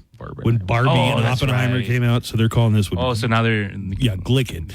And I mentioned it to my daughter, who's a senior in high school, and she's like, F yeah, let's go do Glicked this weekend. And Gladiator 2, I've seen the trailers for this thing. It looks just like Gladiator 1, except it has Denzel Washington in it. You know, but it looks so much like Gladiator, the first Gladiator, which is, you know, a really good movie, I think. Yeah, I like it. Because of this, and a lot of people are going to be in theaters, I thought it'd be a good idea to just review common etiquette at a theater? You guys don't go to that many theaters, but I tend to go with my kids when I go. Yeah. Like to an animated, animated, Pixar at Disney or something like that, right? Something like that. Oh man, I see this anytime I go someplace other than Alamo Draft House. There's a chance that somebody's going to be FaceTiming during the movie. Just the recording the whole movie. Maybe. For Snap. Maybe that's what they're doing. I think they're talking to somebody, but maybe they're showing them, this is what it looks like. They asked people which of these behaviors are okay. 4% of people say they think it's okay to FaceTime someone during the movie. No, they shouldn't be able to FaceTime anybody. What I do at the movie theaters that could be annoying, I take, pretty much, because I take my my pen and just hit it like I'm in, your vape. Yeah, but it's THC, and I'm just there blowing up a whole cloud, kids everywhere, just coughing real loud. Is that allowed anymore? No, of course not. I'm just a degenerate, Bert. Buzz. You see, I'm a degenerate, bro. I've called him Bart for years now. Yeah, so does Barcena. I know. Willie. I've known Willie for 25 years. He still calls me Bart half of the time. Right. Oh, wait, you know what's funny about Mario doing that is smoking in the theater? So I've driven Mario a couple of times. We've been on the road and like going to his place in the Valley. He hates when I smoke cigarettes. Oh, yeah, cigarettes are, yeah. So, but I just think that's funny they're that gross. They make you smell like an ashtray, and they don't. I mean, if you're going to smoke something that's going to put you in a good mood. I guess cigarettes, if you like them. Yeah, put you in a good mood. Now, when he was in California, he got really upset because they charged him a smoking fee in his hotel room. Oh, no way. He was so for mad, vaping? bro. For vape? That's how strong the they vape. know? Because the vape it smelled like they don't. I thought I've smelled people's vapes. No, before, but and I some didn't of the think they THC ones, they are strong enough. Yeah, to this one, I remember it hit, and I was so That's mad because I hilarious. left it behind, and then they charged me, and it was such a good pen. And It was so sad. I They disputed charged me, the bro. charge, bro. I did everything, and it came back. But like Still. when I would pull out one cigarette, he would go, "Oh no, another one, another one." That's Like, what I noticed last night. Everybody was out there smoking. Like Yeah, everybody smoking. every single comic that was there was smoking. Julian came to the one of the open mics after. After his these show. local comics, it's still 1955 to them, where everybody's But that's smoking away. every comedy scene that I go to. There's always like a group of comics that just smoke so much. Hey, Joanna, I got another theater etiquette. I want your opinion on this one. Okay. Leaving trash behind when you leave. Ugh. Pick up after yourself. No, well, I see the people come in. They got brooms. That's their job. They got a dustpan. Why Yeah, would I but if deprive you- them of their livelihood? But they also have like a trash can out there. You could take your popcorn bucket that's empty, your cups. Well, okay, say you They spilled do some that- popcorn. yeah, Do you if get down on your spill hands that, and knees and I think that's free game. Like let them clean that up. oh, okay. That's why they have a broom. I don't have a broom. But don't leave stuff behind. But don't purposely be like, oh, this is somebody else's job. yeah. Wait, Joanna, did you work at a movie theater? No. Oh, okay. It's called being nice. Yeah, Yeah. my wife has taught me to, because when we go out to eat now, she, like, for the waiter, she's like, put everything, nice and neat so it could be easy for them. What? And at the movies, too, like, our plates, she wants me to stack them the plates after you're done with middle, them. so the waiter can just come and pick them up. And at the movie theater, she also tells me, let's go throw our popcorn and our water is, bottles away, and because it's nice, but I'm like, dude, like, come on, man, I'm already stoned.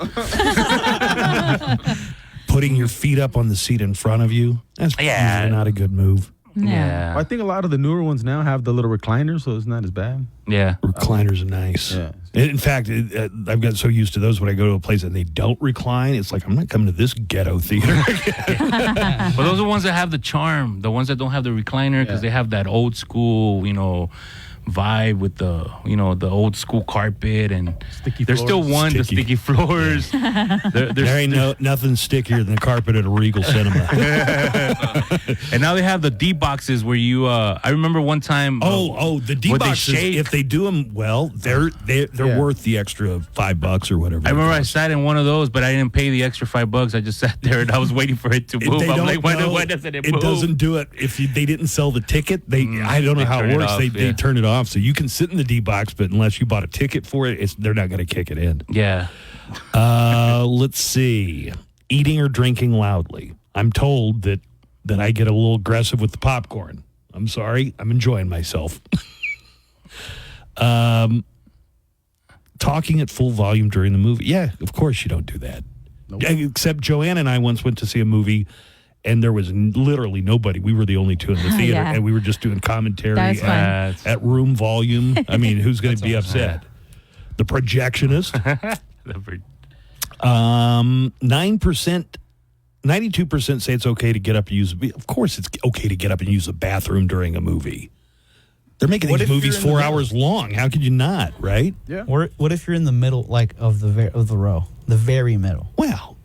Oh, yeah. How crowded is it? And it's full. No, you know what the worst is, dude? The at the Abraham Chavez Theater. I don't know if you guys have been here. That one. Those rows are so long.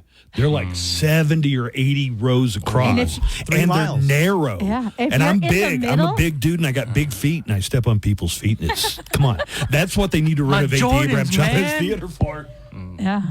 And the Plaza Theater's kind of cramped like that, too. Well, thank you, Mario, for coming by today. Absolutely. We're going to see you this love weekend at the El Paso Comic I hope Strip. everybody comes out because I have some new material that I kind of was tweaking out yesterday. Yesterday was the first show. It was a little light, but this weekend shows are so they're it's close still to a selling work out. week, on Thursday. And so, man, it was a lot of fun for the first night. I know it's going to be an amazing weekend, and I'm excited to work with Julian Gonzalez. First time in El Paso. Never been to El Paso. This is my first before. time here, actually. Yeah, he keeps talking about Juarez, bro. I don't know. I just want to go, bro. Fascinated I just with what Juarez. happens. I don't know. Maybe I already have two people that say they'll take you. Maybe I get a BBL. I don't know. Get my teeth a fixed. pedicure, bro. Pedicure. I don't know. I have a really funny pedicure Pick me up story. some knockoff Ozempic while you're over there, would you? Do you know what a BBL is? Cocaine. A BBL, a big, beautiful lady? I guess that is true. I mean, it can be. Yeah, it's a Brazilian butt lift. Oh, and you were talking about the toys from that movie we were talking about, or somebody brought that up. From Wicked, that movie about the Wizard of Oz. Yeah, the toys they had on the back, it said wicked.com. Yeah, it should have said wickedmovie.com because if you go to wicked.com, that's a pretty well-known porn site. A company. It's a company. And must be 18 or older. So because of that, Wicked reported that they saw a noticeable uptick in their online traffic. Oh, man. Not good. It's a back of the Barbie doll versions of the Witch and the Good Witch. So people were calling in and finding out it was Wicked instead. I wonder who messed that up. I don't know, man. That's a big because they'd already sent out like tens of thousands of these toys. Ready for hot, steamy, wicked chat? Then call 1-900-WICKED-WITCHES, where naughty wicked witches are waiting to talk to you. So, what are you wearing?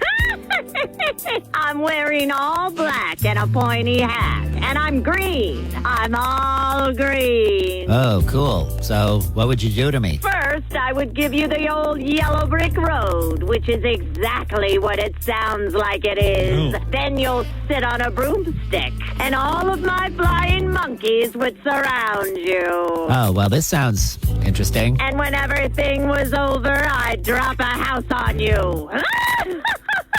Ooh, that sounds scary, but so naughty. It's 1-900-WICKED-WITCHES. Naughty wicked witches are standing by. Call now. Music news, concert updates, song and album factoids, and of course, nothing but El Paso's best rock. All visit Right Drive today. Only at Right Drive, the only way to drive. Oh, we're back. Buzz is back. Hey, right on, Buzz. Buzz in the Morning Show, 95.5 The Q.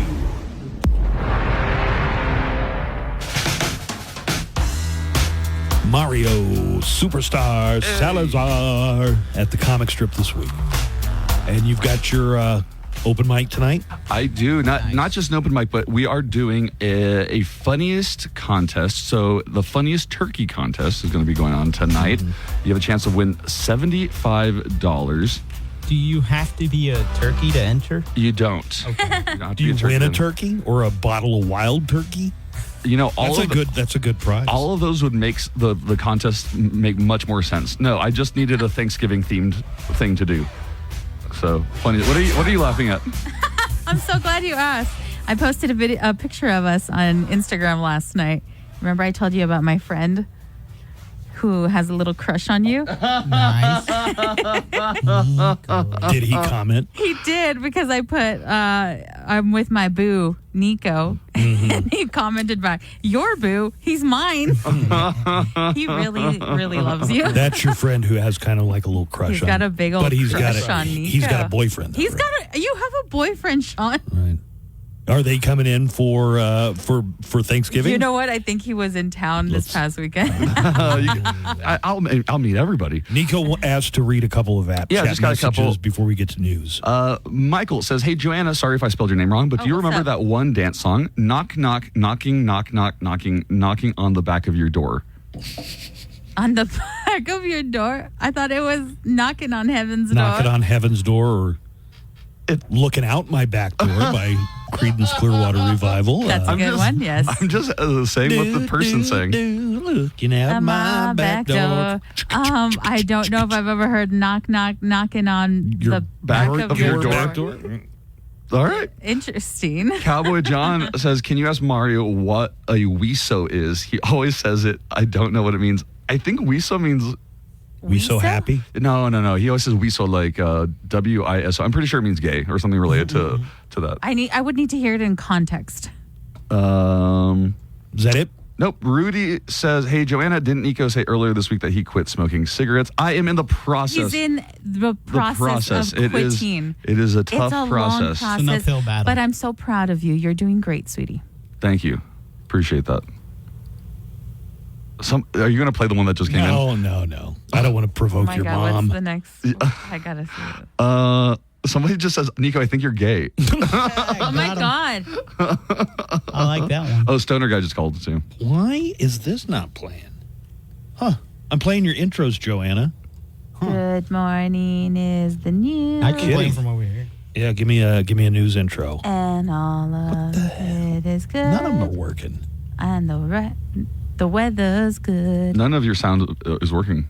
That is bizarre. Never had that happen. Hollywood cheese man. Well, that's It's the Hollywood cheese man. This is not the news. Hollywood cheese man. I'm sorry, folks.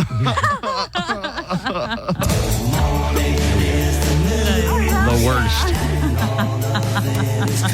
Oh, yeah. Good morning. It's nice to see you all again. Oh, my.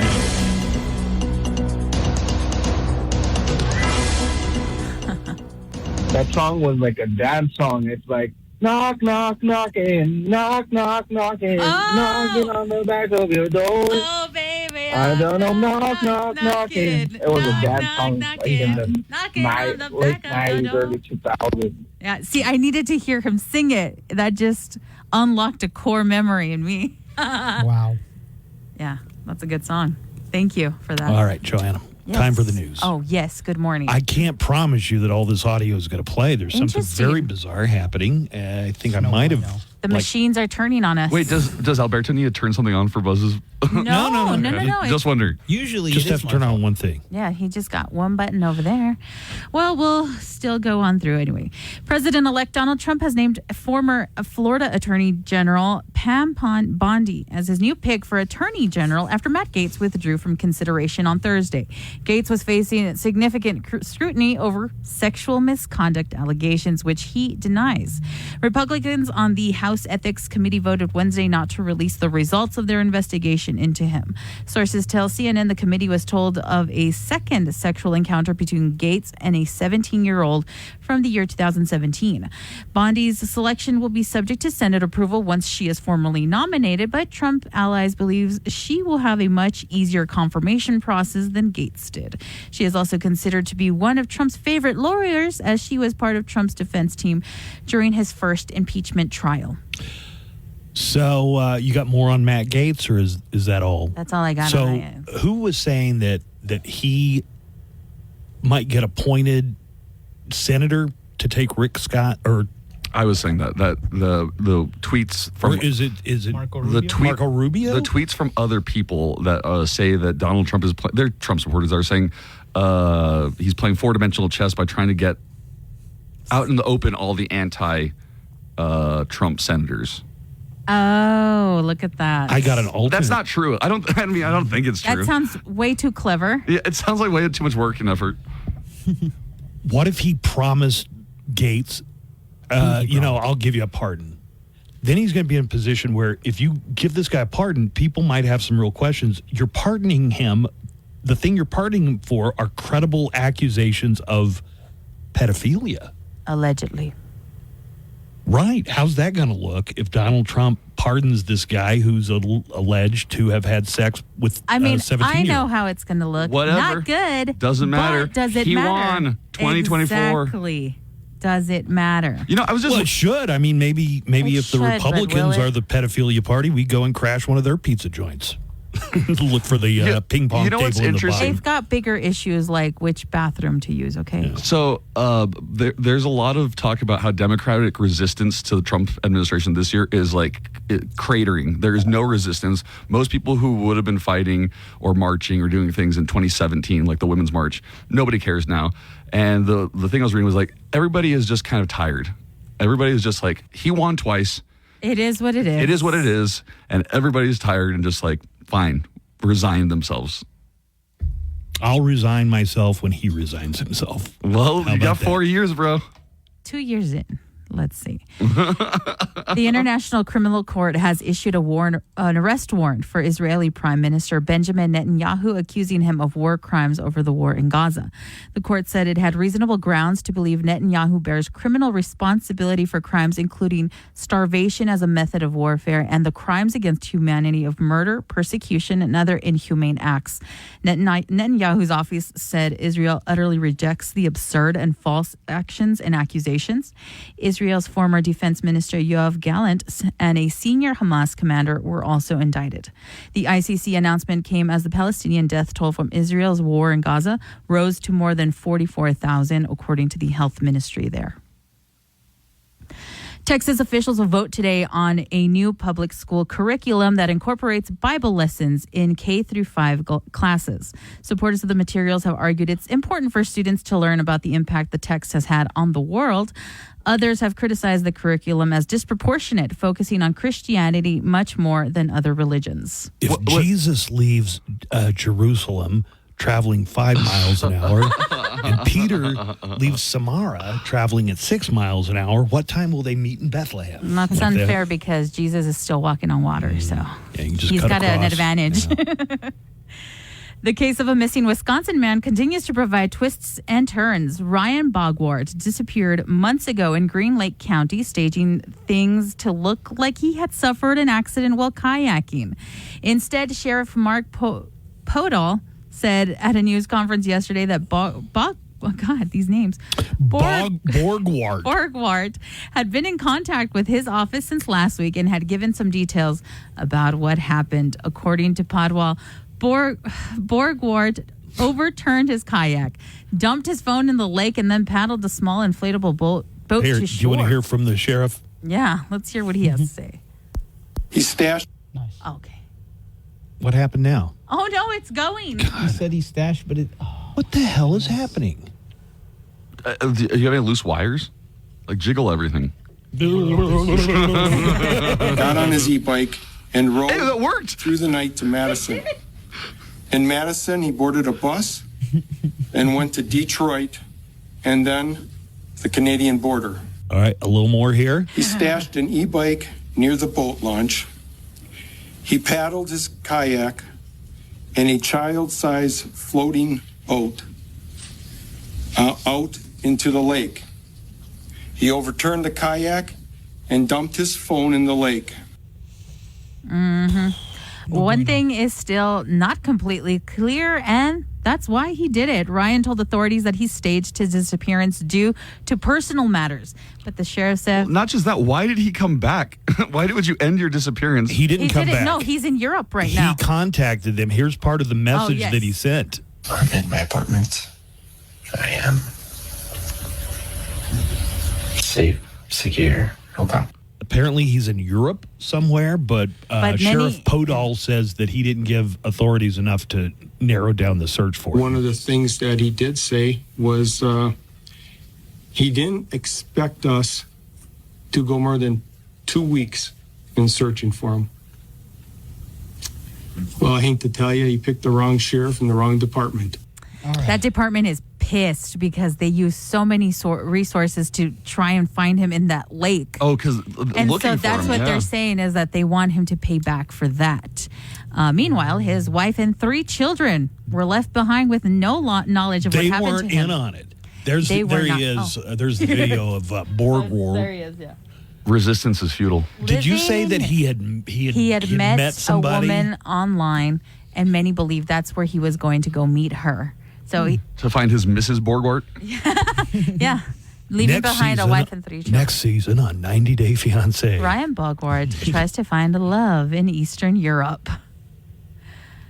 Another recall has been issued due to an E. coli contamination of products. Around 167,000 pounds of both fresh and frozen ground beef from Wolverine Packing Company, a meat distributor in Detroit, have been recalled according to the Food Safety and Inspection Service. 15 people have been reported to have been sickened as of Wednesday. The fresh beef products have a use-by date of November 14th, and the frozen ground beef have a use-by date of October 22nd. The FSIS has a list of all affected products on its website. Jesse Waters. There we go. All There it right, is. finally.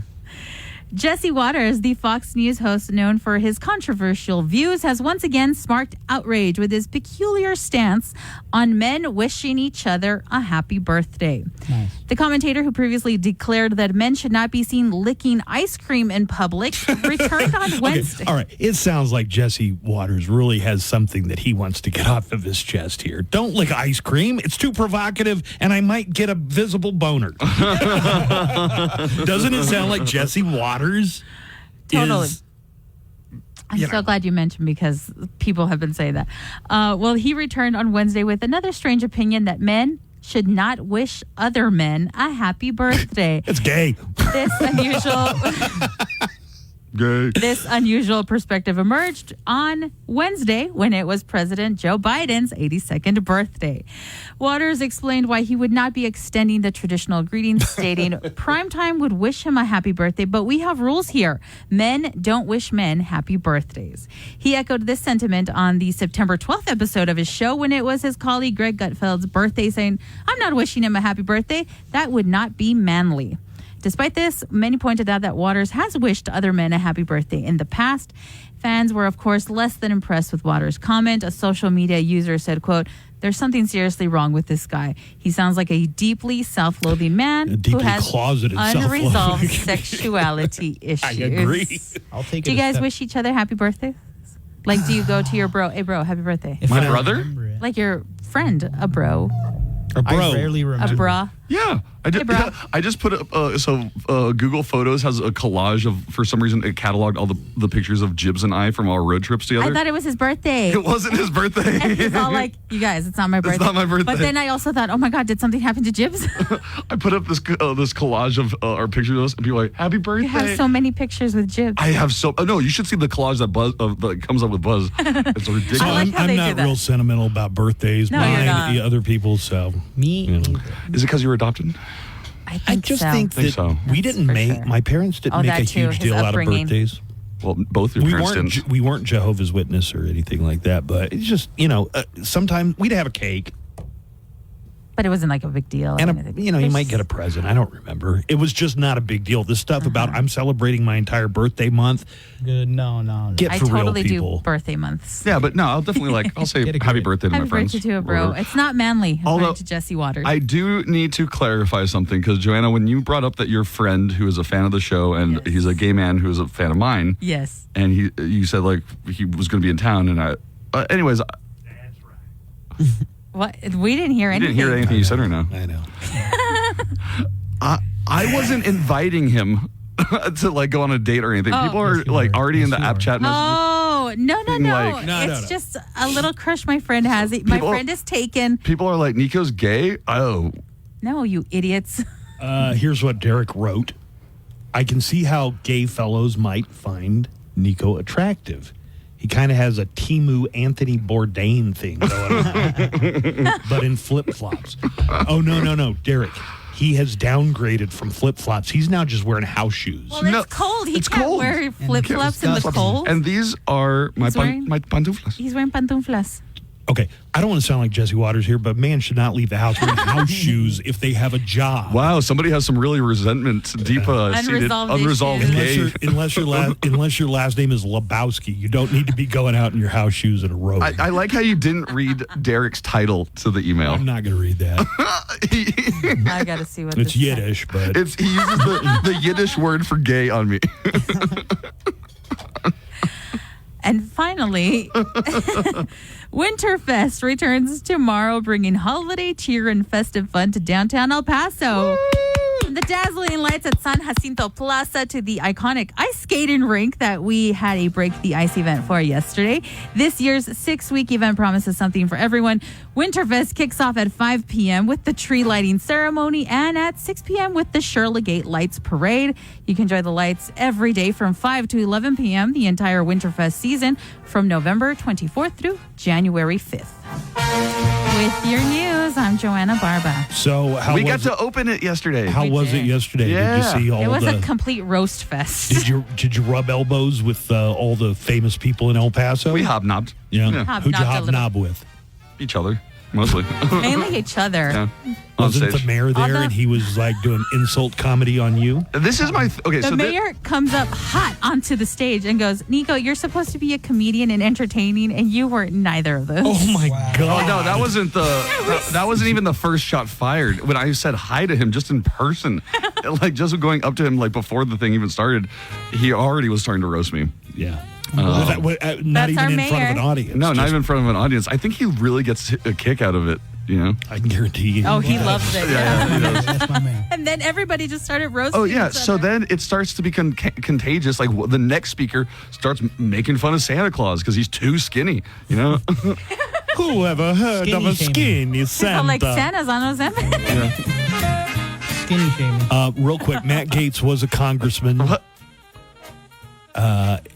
He resigned as congressman so he could be nominated for attorney general. He's now out of the running for attorney general. Can he go back to being a congressman? What is the answer on that? Maybe. It's a big fat maybe. Perhaps. That's big and fat. But Trump has moved on. Apparently, there were enough Republicans who said, look, we realize our neck's on the line here with all the MAGA people, and you might primary us out next year, but Matt Gaetz cannot, under the circumstances, be attorney general. Hi, it's Matt Gaetz. Is your career going nowhere? Want to shake things up? Then come to the Matt Gaetz Career Seminar, where I'll give you all sorts of career tips. Like tip number 1, get a really good job in Congress. Tip number 2, quit that job. Tip number 3, get a new job. Tip number 4, quit that job so now you've got no job. Just listen to this Matt Gaetz Career Seminar success story. Yeah, I was a realtor. I had record sales last year, but I wanted more. So I signed up for the Matt Gaetz Career Seminar. I decided to quit my job.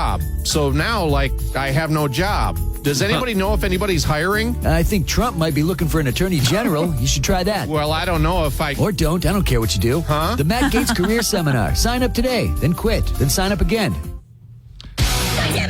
Thanksgiving, the day where you stuff a turkey so the turkey makes it easier for you. Visit Indeed.com/credit and get $75 towards your first sponsored job. Terms and conditions apply. Live from the KLAQ studios, the Buzz Adams Morning Show. Courtesy of Glasheen, Vyas, and Enderman Personal Injury Lawyers at GVILaw.com.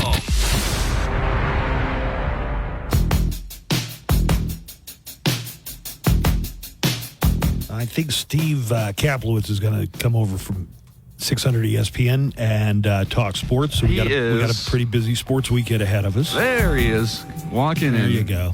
Speak of the devil. Hey, so I just want to throw this out there, and I don't mean turn it into a big topic, but I'm very curious about this. What's the argument for wearing underwear if you're a man? You don't get your, what's it called on the zipper? Do you want like the Jesse Waters explanation or like? I would say that your butt's dirty and that you don't want your butt to touch your. Is that the main your reason? clothes? Because it seems a little redundant. You don't- I'm wearing something already. Yeah. Why? It's just more laundry. What the hell, Buzz? Well, all my underwear that I really like has tire tracks. Yeah, it's basically like the elastic band and some shredded cloth, but I can't find the kind of underwear that I. Do you leave I really mud stains? Cool. Smelly stripes. No, come on, guys. Mud streaks. Skid marks. Smelly Skid stripes. marks on the Hershey Highway. Steve just did not want to come in for this at all. Welcome, Steve. Hi. God, I what is figure- wrong with you, And man? with that, we bring on Steve. I'm saving a lot of time. Not for me, but Are for you? whoever does my laundry. Can I tell you something? Just go to like a Marshalls or a Ross. You'll see like a million No, kinds of I don't underwear. like You'll those- find one I that don't matches. like those boxer briefs, and that seems to be really in fashion today. Most of my them are. God. So Are you your like- solution is to just not wear them? I'm exploring that option of just not wearing underwear, Don't and recommend that's it? why I asked for the argument in favor of wearing. Well, I'm underwear. going to let you touch my food even less now. Why? What is wearing I don't underwear know. have to do with touching food? I don't know. I just know you're not washing your hands. I wash my hands every time I. So you I'm like? not- yeah, of course I do. When Every you, single when time. you sneeze, And by the- you sneeze, you do not do anything. You just put it in your hands and then go back to what you were doing. Those are apples and oranges. There's a big difference between sneezing in your hand and not washing your hands in the bathroom, of course. So Buzz Adams, not a fan of wearing underwear. No. I'm just curious. Buzz, You just you're want gonna to get know. something caught in that zipper, and you're gonna. You could wish do that had if you're underwear. wearing underwear You're or gonna not. somehow get the beans over the Frank, and that can't be good. Oh my goodness! Did you expect this conversation Welcome, whatsoever, Steve. I'll be honest with you. When I come in here, I don't know what the hell. Ready to for expect. anything, right? No, I mean seriously. But the fact that he's essentially complaining that they don't make underwear like he likes to wear. They don't make underwear like they used to. What are you, just a cotton briefs guy? No, it's like this synthetic but silky, moisture wicking thing that. I'm asking you, what do you want to wear? You want to wear just cotton briefs, right? No, I want to wear those silky Satin They make those. poly. They make that. It's hard to find them. No, I'm telling you, you The know. silky I one. looked at Kohl's. Kohl's is exactly where I looked. I Just can't go to find them. Marshalls and Ross, dude. You'll find them everywhere. There's a million. Somebody They've got a find- million packages of underwear. Somebody find Buzz satin underwear. Find no, him no, the satin dude. underwear he wants. You guys tell me that like I didn't look. I've looked. I can't No, you find haven't. the ones. But yes, that's why I we're have. asking didn't the look. community. Ross, you're- Marshall, No, you're full of it. Yeah. Burlington Coat Factory. No, you didn't go to Ross. I've and tried Marshalls. everywhere. Sports go sports. Athletics are number one. Participants are heroes. Go team, yeah. The Buzz Adams Morning Show presents Go Sports Go. Brought to you by the Viva Auto Group. Viva makes it happen. And Steve Kaplowitz joins us from our partner station, 600 ESPN El Paso. Told you about the football game last night that it was going to be snowy. Yep, a lot of snow. A lot of snow. And it probably really helped. The Steelers are saying it really helped the other team. Who was it? The Browns. The Browns, Cleveland. That's because after the game and the 24-19 loss for the Steelers, their wide receiver, George Pickens, who had 4 catches for 48 yards, said that the only reason Cleveland won was because it started snowing in the fourth quarter. Here we go. Like I said, conditions played a huge part in today's game. I don't really think the Cleveland Browns are a good team at all. I think the conditions kind of saved them today. Yeah, it snows in Pittsburgh too. Exactly. He's acting like they play their home games in Miami. I mean, come on. Pittsburgh is right there by Cleveland. That's exactly. So I heard that and I started laughing. All right, here is Nick Chubb, who had the game-winning touchdown yesterday. Winston from the gun.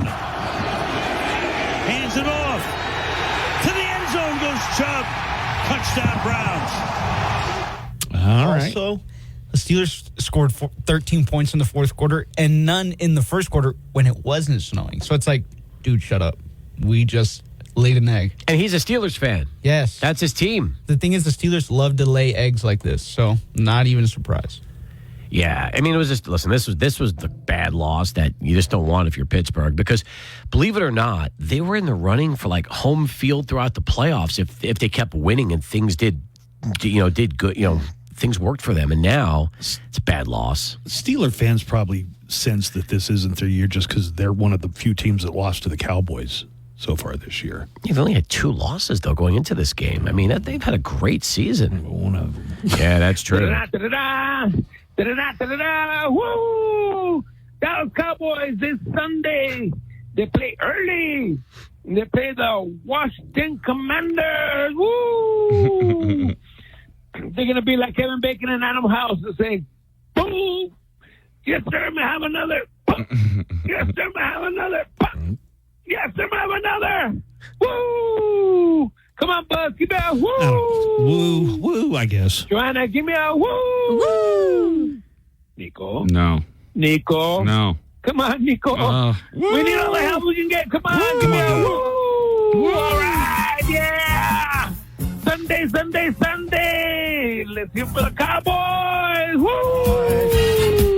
We are the Cowboys on the road. The only time they've won games this year has been on the road. They might go winless at home this season. Against the Washington Commanders. Break this game down for us, Cappy. Cowboys are having a terrible season. Washington needs to get back on track. How about that? Because Commanders were looking great up until a couple weeks ago. Maybe the Dallas Cowboys is just what the doctor ordered for Washington, who's 7-4, trying to break a 2-game losing streak to the against the Cowboys. Maybe it's going to happen. All right. They need it, by the way. Our coverage starts at 10 a.m. here on 95.5 The Q, and 11 o'clock kickoff. That's right, 11 o'clock kickoff. Unfortunately, there is no snow in the forecast for the rest of the NFL this week, like we saw last night in Cleveland when it just came down in the second half. Heavy, that's right. In fact, when you see the highlights of the second half, the field was covered in snow. So that's right. I don't know if we're going to get that for a while. It's beginning to look a lot like Christmas. Hey, Steve, so the Cowboys are playing the Giants at home. Do you think Thanksgiving. Do you think they can win? So I will answer that question after I see what Tommy DeVito does against the Bucs this week. Like if Tommy comes out and just has a killer game and they beat Tampa, then all of a sudden I'll say no. I think the Giants can go into Dallas and beat the Cowboys. The Giants benched Daniel Jones in favor of Tommy DeVito. They didn't just bench him, Buzz. They demoted him to 4th string quarterback. Wow. 4th string. How do you go from starter to 4th string without an injury? Because he has a clause in his contract that if he gets hurt this year, his contract automatically kicks in for next year. So the only way to avoid paying him next season is to bench his ass and put him away for good so that he doesn't play. And that's what the Giants are doing. This is strictly financial, no other reason besides that. The Giants only benched Daniel Jones because they don't want him to get hurt. And they don't want to have to pay him next year. So now they can just get rid of him. What if he twists his ankle coming out of the tunnel or something? Hey, you got to pay me. That would be hilarious. I'm going to give you the rest of the home games. You just give me who you think is going to win, okay? Cowboys versus Bengals, or Bengals versus... they're going to play in Dallas. I think the Bengals can beat the Cowboys. All right. Buccaneers versus Cowboys. I definitely like I like Baker Mayfield. So they have to No, you don't. I know you don't like Baker Mayfield. You know why? Why? Baker Mayfield is a dick. Oh, because I had that on tape. You know what? That was early in his career. He was, and by the way, he was a dick early in his career. But now that he's gotten older, he's kind of changed up a little bit and matured a little bit. And well, you sure don't see him on TV and he's every become other commercial. That's what I'm saying. Now he's trying to take himself seriously as a quarterback and not worrying about all the other stuff. So I give Baker a lot of credit. Hey, wait, let me tell you about this, Buzz, and have the audio ready. This year, Baker Mayfield donated $18,000 to a school that was 1 in 8, a high school football team. He donated $18,000. Was it his high school or something? No, I don't know what it is, but they are now 9-3 and playing in the state championship game tonight. Does that mean he's going to donate $93,000 after the season's over? Since he donated 18 because they were 1 in 8. Probably not. You know why? Baker Mayfield is a dick. I still stand behind that comment because that was done early in his career, and now meanwhile he's given equipment to poor students. I would like to say that was me was like 4 or 5 years ago. when I said Probably that. like when he was. Yeah, probably when he was was coming a right out rookie, of college. probably. Yeah. So he's grown up. Let's talk about the minor football season, the rest of the football season. So they're probably not going to win against number 10 Tennessee in Knoxville. Yeah, that's stadium. That's going to probably be not going to happen. That's going to be a tough But chore. they're going to play him, and if there are any survivors, they're going to be playing at NMSU next Saturday. I mean, if there are any survivors, what the hell's that line for? Come on now. Game starts at 11 o'clock tomorrow morning. We'll have our coverage starting at 10 a.m. on 600 ESPN El Paso with UTEP in Tennessee. So, yeah, I mean, look, here's the thing, all right? UTEP is hey, by the way, people are taking the Miners because this game had jumped up to 42 points. It's now down to 40.5, which means people are laying money on UTEP, and the line is starting to drop. So 40.5 right now. Explain to me why everybody is referencing Austin P against Tennessee last year. Why do you think? Because Scotty Walden was the coach and he brought a bunch of his players over, but was it a close game? First half was very close. In fact, Austin P went right in there and gave Tennessee a scare in that first half. And then Tennessee pulled away in the second half. But at one point, 30-6 in the second half. But right? I believe at halftime it was like either 10-6 or something along those lines where, they Tennessee just was not playing well against Austin P. Now, then again, Austin P won 9 games last season in FCS and was one of the better FCS teams, and it was earlier in the year. So there's always a lot of, variables to pull, to put into the equation. But yeah, they let's talk about next week. So the final game is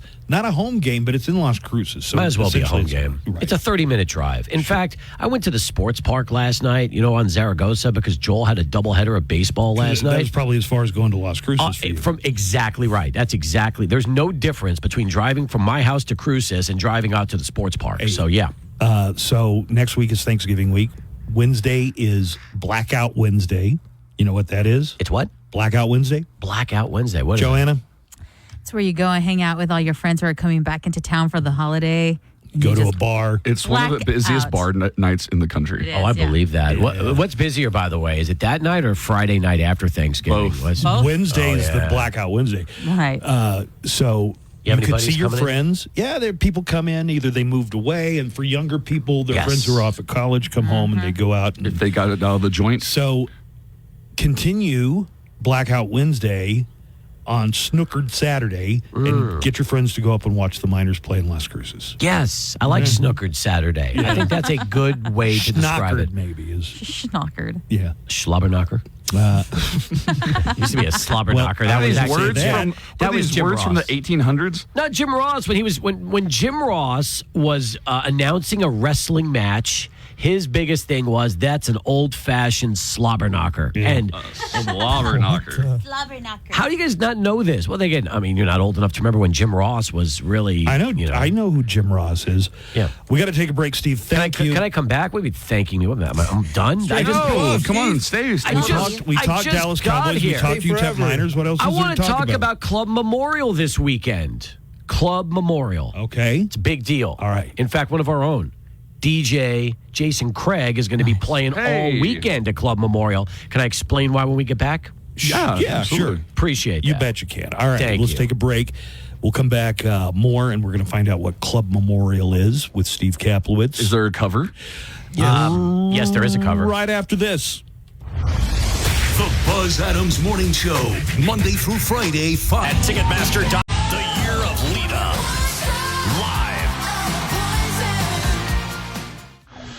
Broadcasting in El Paso to El Paso. The Buzz Adams Morning Show on 95.5 KLAQ.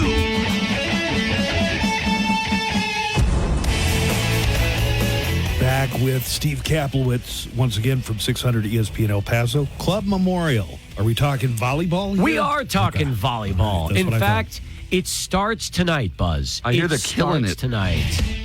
They are. This is going to be great. This is the opportunity to go watch UTEP in the CUSA Volleyball Championships out at Club Memorial. The CUSA.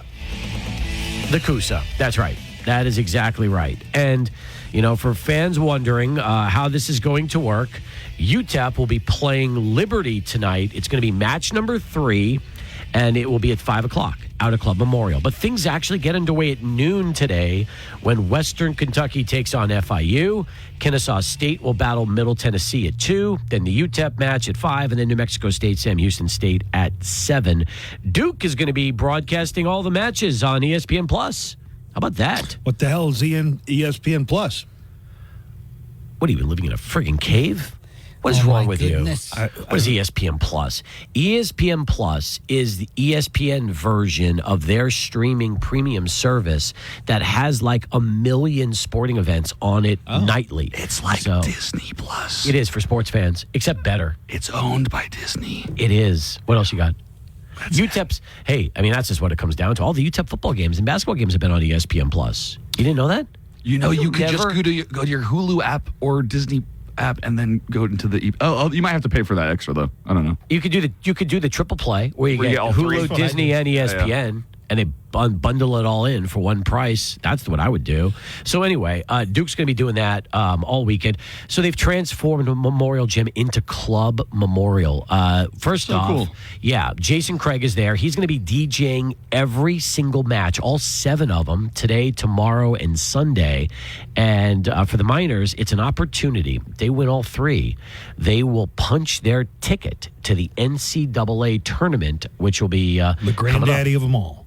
That's right. In fact, if UTEP wins today, they will play tomorrow at 2:30 against the winner of the New Mexico State Sam Houston match.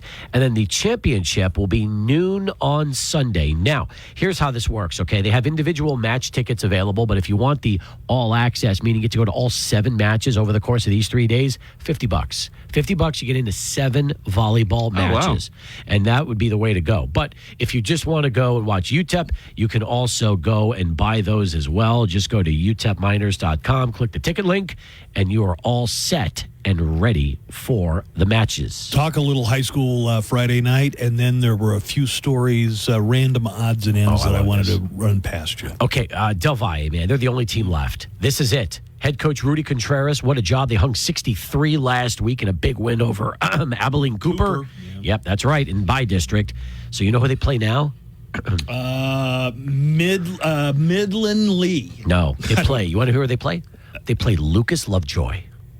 One guy? Lucas Lovejoy. Yeah. Can you imagine that's the high school you go to? Well, you go to. I go to Lucas Lovejoy. Is that a town called Lucas and the high school's called Lovejoy? I believe so. Okay. Lucas Lovejoy is 8-3. Where is it? Is that in the Dallas area? Why don't you Google where's Lucas Lovejoy? I have no idea. I don't know about that kind of stuff. I mean, you're asking these questions like, here it is. It's in Lucas, Texas. And Lucas, Texas, as I'm pulling up my map, is on Google. Let's see here. There's a Jack in the Box near Google, near Lucas. All right. Yeah, okay, so it's a town in Texas. It is. Got it. And it's not that far from here, apparently. So anyway, all right. So we have Lovejoy High playing against Del Valle. That's going to be. No. It's in the Metroplex. Okay, Lucas fair enough. Is in the Dallas-Fort Worth Metroplex. That's just a hop and a skip. Yeah, not bad. Yeah, that's only 600 miles. Well, the game is going to be played in Midland at ass town. Midland. Wait, excuse me? Excuse me? Midland's ass town. Go Broadband on. Stadium. It's ass town. ASTOUND. Ass town. It can't be that bad. Astound. Astound. Are you saying the word astound? I like ass town. Ass town. I like ass What town. the hell is wrong with you? They're going to play it ass down. Correction, that's astound. I'm going on the air today, and I am going to tell everybody on Sports Talk it's ass town.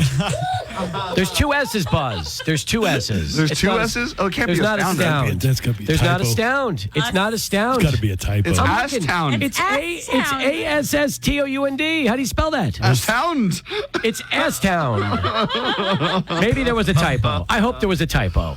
It would be great if there was a typo. Oh, so worth it. Steve. I needed a recycler.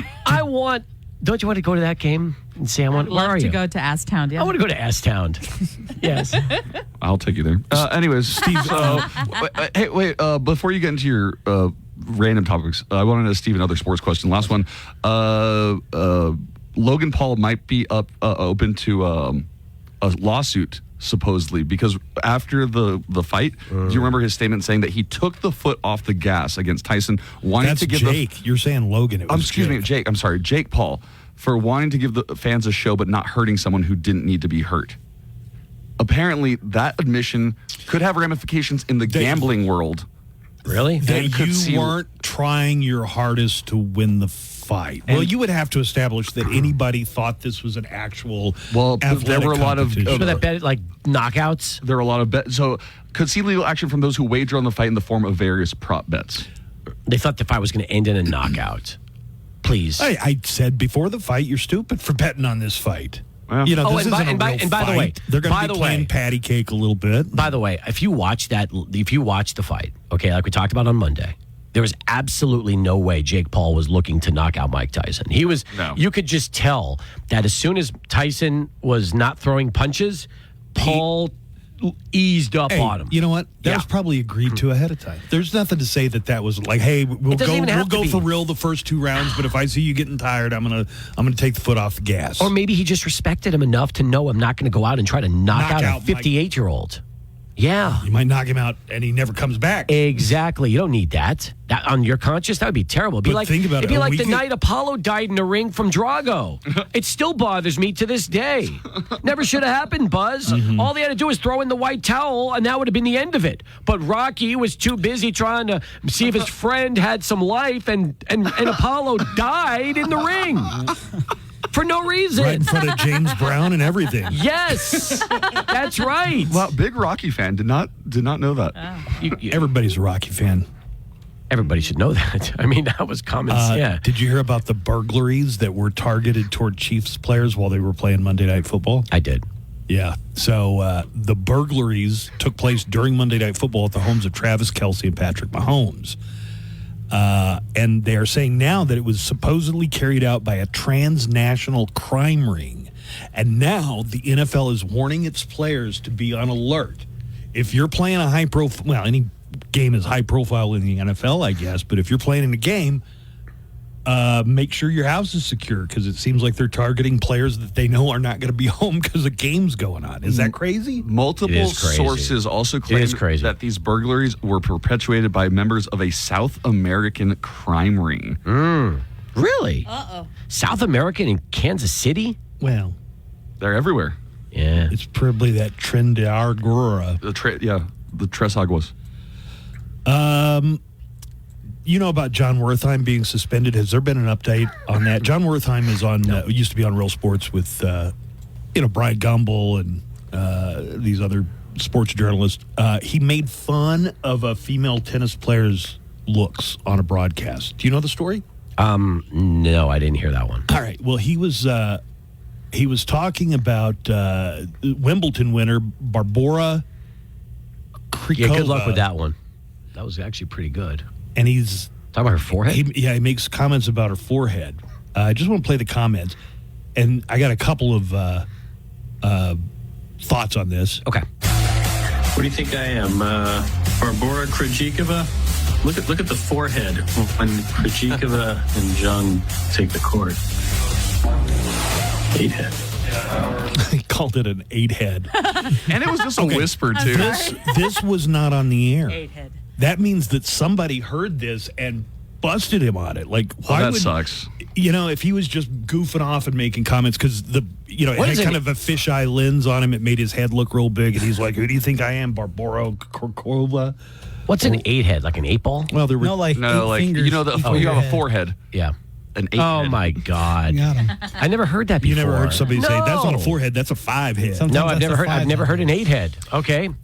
So they have Imagine suspended if somebody just had audio of you goofing off in here. Number one, what are you doing if somebody's making chatter behind the scenes, throwing them under the bus like that? Now, should he have said it? Probably not. But I remember people talk crazy ass about male athletes' appearances. Remember? Oh yeah. Like how ugly Larry Bird was.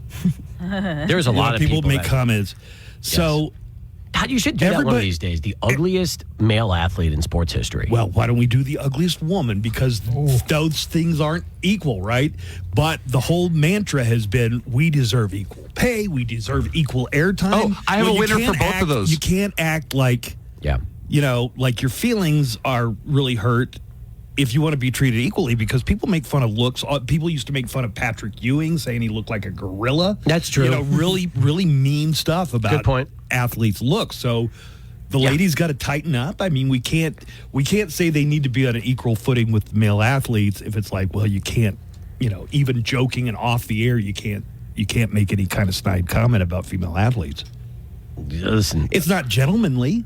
But again, Wertheim didn't think anybody there was gonna leak this tape. So wait, all right, Don Imus. Buzz. That's right, Buzz. Stand up for all the bros. Yeah. It is a little strange that the comments never even made the air, but somebody heard it, was offended. Yeah, that's weird. And that's the thing. I mean, look, in today's world, Buzz, you can't say anything. You can't. You got to be careful, whether it's off air or on air. Oh, Buzz gets away with saying most things. True. Or you just do it, and I base this on my idol. You just say stuff, you never apologize for it, you never learn from it, you never say, oh, this is a learning the president. Oh, Donald Trump. Right. I figured. Oh, that's what you're doing. That's one way to do it. Oh, you said something that's offensive. So what? I'm going to say something worse tomorrow. Oh, okay. What was the basketball team that Don Imus said stuff about? Oh, that was Rutgers. Rutgers, yeah. Do you have anything to say about Rutgers players, Buzz? Those are some... No. It was really, really bad. It was bad. By the way, listen to this, okay? I've heard a lot of people start to compare Jerry Jones to Joe Biden. Like, kind of like Dottie, kind of like not with it anymore. Not Yeah, they believe that. They incapable. believe that Jerry, right now, as owner of the Cowboys... How old is Jerry? He's going to be 80. He's older. He's older than Biden. Older than Biden. Oh my God. He's like a year older than Biden. So do you feel maybe Jerry only wanted to pay Dak $6 million a year, and he got confused and said $60 million a year? Hey, I mean, you never know, but that's the talk right now from some fans. They feel like he's running the team. He's just demented. Yeah, or not. Well, yeah, I guess that. Well, that might explain the last few years, but how about the last 25 years? Good point. Good point. Anything else, Cappy? Yes. We talked about the Cowboys in Washington earlier. I'm going to give you a couple of the latest underdog fantasy picks for that particular game. So I feel it's kind of interesting. These are good. Cappy's picks to click. CeeDee Lamb, 68.5 receiving yards. Would you go higher or lower than 68.5 receiving yards for CeeDee Lamb? I don't know. Is Cooper Rush throwing to CeeDee Lamb Yes. as much as he's only throwing, right? Yeah, he is. Yeah, but it's at Washington. I would probably Does go. he target CeeDee Lamb as much as Dak does? He targets him the most. So you could say higher than 68.5 receiving yards or 5.5 receptions. You have that one too. Jaden Daniels of Washington, their rookie quarterback, 216.5 passing yards. I like higher than that as well. You could do everything from even kicker Brandon Aubrey. 1.5 field goals made, which I like. So he always kicks field goals because the Cowboys offense can't score touchdowns. Yeah, and you're 50 yards out, you bring in Brandon Aubrey. He's been pretty solid except for last week. Yeah, that's true. So those are some of my specialties for that Cowboys-Washington game. Hey, Underdog is the place to play if you're a sports fan looking to win money while watching sports. All your favorite leagues, teams, and stars to choose from, just like we talked about. Not to mention, with their Pick'em game, you can win up to 1,000 times your money. Even having a chance to ride your entry and tap the Win Now button to cash out whenever you want. This season, Underdog will be running a special promo or bonus almost every single day, like Profit Boosts, pumping up your winnings in just a tap when you apply the boost to eligible entries. Discounts. You'll get adjusted projections on certain players' stats to give you a better shot at a big W. Free picks are basically a sure thing. A player just has to get higher than half a yard for that pick to win. Plus, all new users get a free pick. Download the app, sign up with promo code KLAQ, and deposit now to get up to $1,000 in bonus cash instantly. That's promo code KLAQ. Must be 18 plus and present in a state where Underdog Fantasy operates. Terms apply. Concerned with your play? Call 1-800-GAMBLER or visit www.ncpgambling.org. All right. Thank you, Cappy. Have a great weekend. Have a great weekend, guys. I'm Daniel Paulus, and whether you're wrapping up your workday... At Silent Park Drive for online APR offer 1606 and 1550 per thousand finance. Includes factory rebate and dealer discount plus TTNL. On select vehicles, offers not combined. From the KLAQ studios in beautiful, sunny El Paso, Texas, this is the Buzz Adams Morning Show. That was jamming. 95.5 KLAQ El Paso, a Town Square media station.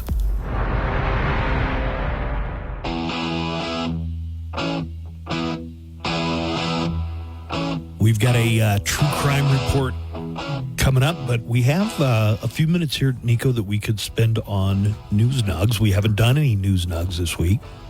So this is Nico's News Nugs, but I have a few I'd like to throw in as well. All right. Nico's News.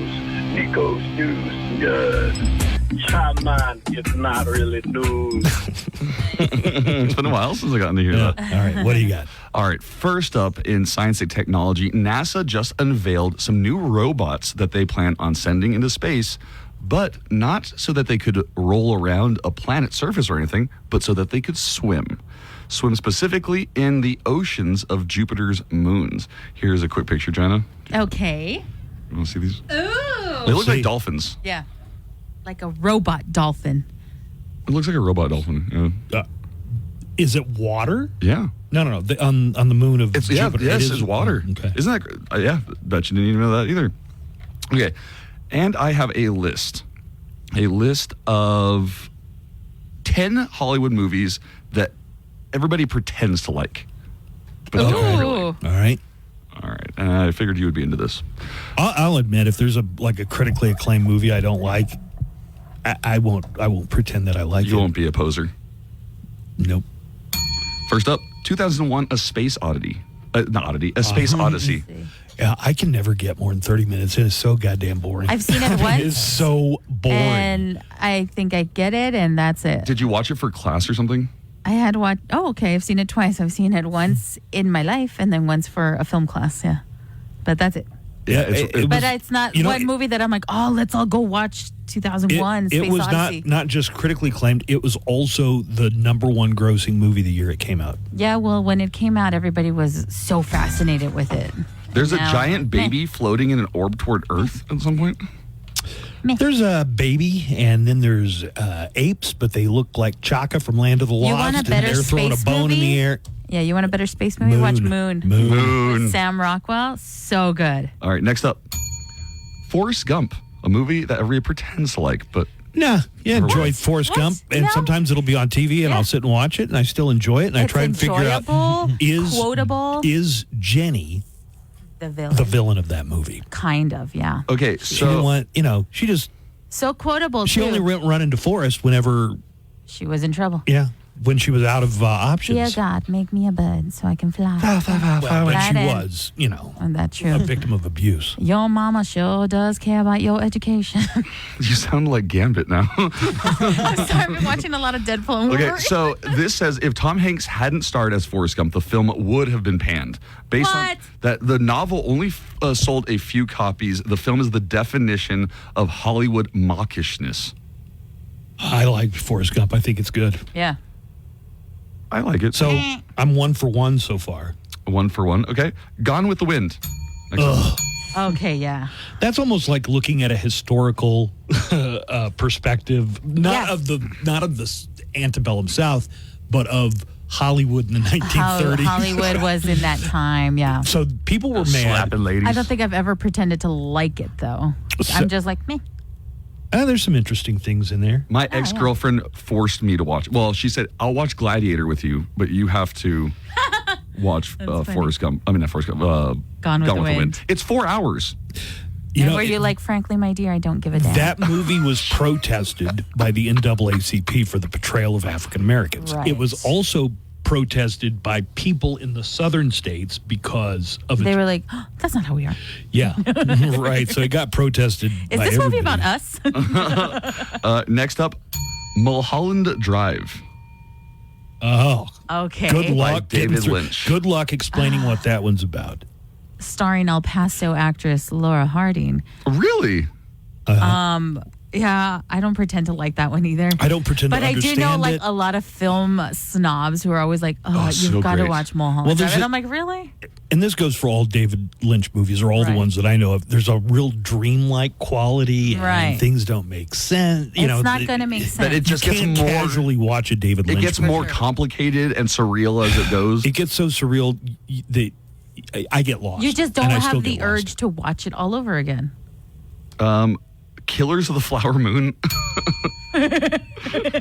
Wasn't I went to see I that saw it in the theaters, and Lily Gladstone was amazing, and I was sure she was she going was to win. great. What was she up for? Best Supporting, Best and Actress. Best Actress, and they gave it instead to Emma Stone. Yes, for For that the baby- stupid oh, baby God. Frankenstein movie. That's the one I hate. I hate that movie. But then, but like, I did try and watch it again. Like, hey, that was a pretty good movie. But Killers then- of the Flower At Moon. home, I couldn't watch it. Buzz and I in the theater were like, what? We're like 2 hours in. Where's Brendan Fraser? Where's Jesse Plemons? they haven't don't even show up for the they don't first show 2 up for hours? the 2 They only hours. show up in Oh, the 5th hour. I mean, it seems like it, right? Yeah. Okay, the next couple movies would be considered classic movies, and I'm not even familiar with them because they go back to the classic era. Rashomon by Akira Kurosawa. Yeah, that's so. Any movie where you see where it's portraying events and it's from different perspectives, like this is the way this person saw it go Right. down, Yeah. and this is the way the other person they're saw like, it go down. That is a Rashomon style movie. Do you know what's interesting about you? You've forever claimed like I could probably be a film critic, and like I've always thought you're full of it. And now, You have more knowledge than I thought you did before. I'll give you a little more credit. Yeah. Persona by Ingmar Bergman. I don't That know, is man. one I've never That's seen, that actually. dense Scandinavian Right. film verite stuff. I never saw it.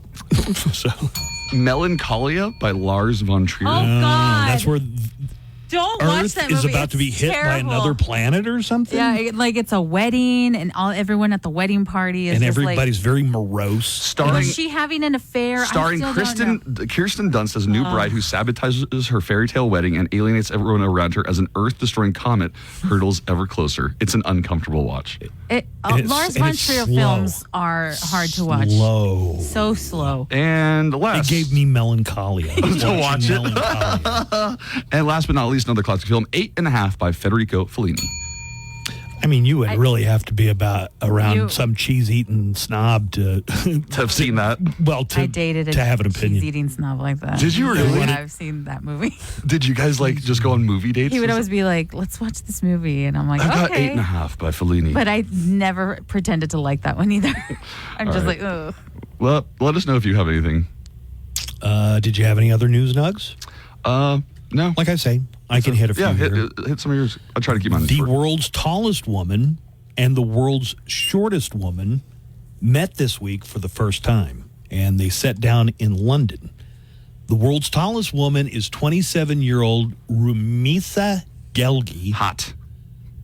She is a web developer from Turkey who is just a little bit under 7'1". Wow.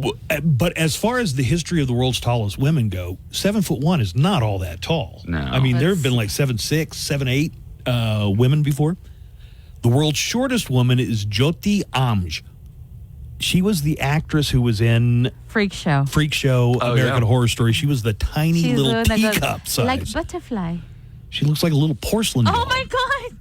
Are you looking up the pictures of them together? Damn these ads. So there you go. There's the world's Look at how it tallest looks. woman. Oh my goodness. Oh, she needs a walker to get around. I guess so. And the little gal Look at how little she is.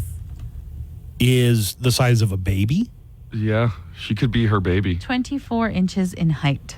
Would you like to hear the world's tallest woman talking about How to getting to spend time with the world's shortest woman? Yeah, sure. Oh, cute. They're sharing And I team. wish I had that clip. I'm more. No, I do. Here you go. This is, we're going to hear first of all, 27-year-old Rumesa Gelgi, who's 7'1".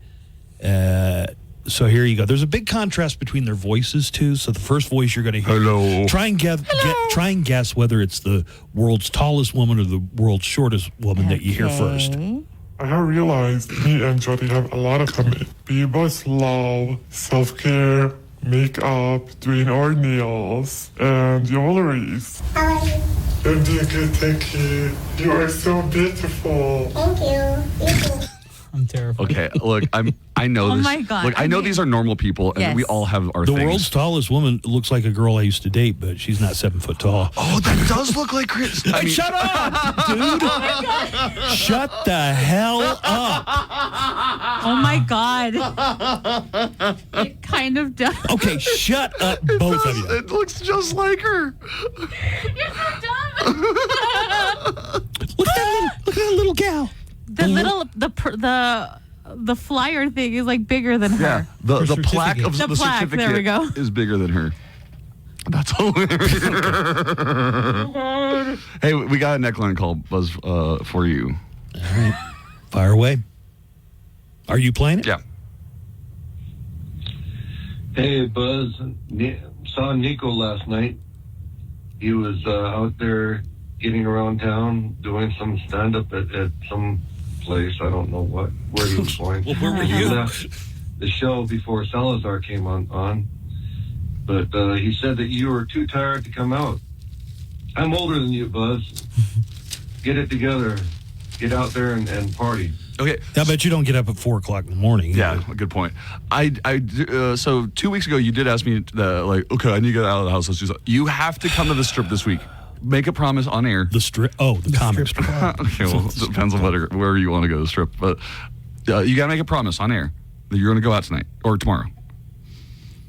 I'm doing Glicked this weekend with my daughter. That's a daytime thing. That's not a nighttime thing. That's going to take a good chunk of your life, though. We're going to see Gladiator 2 and Wicked. Okay, that is going to take on a the big same chunk. day. That's going to be like 6-7 hours, probably. You're going to set aside some time.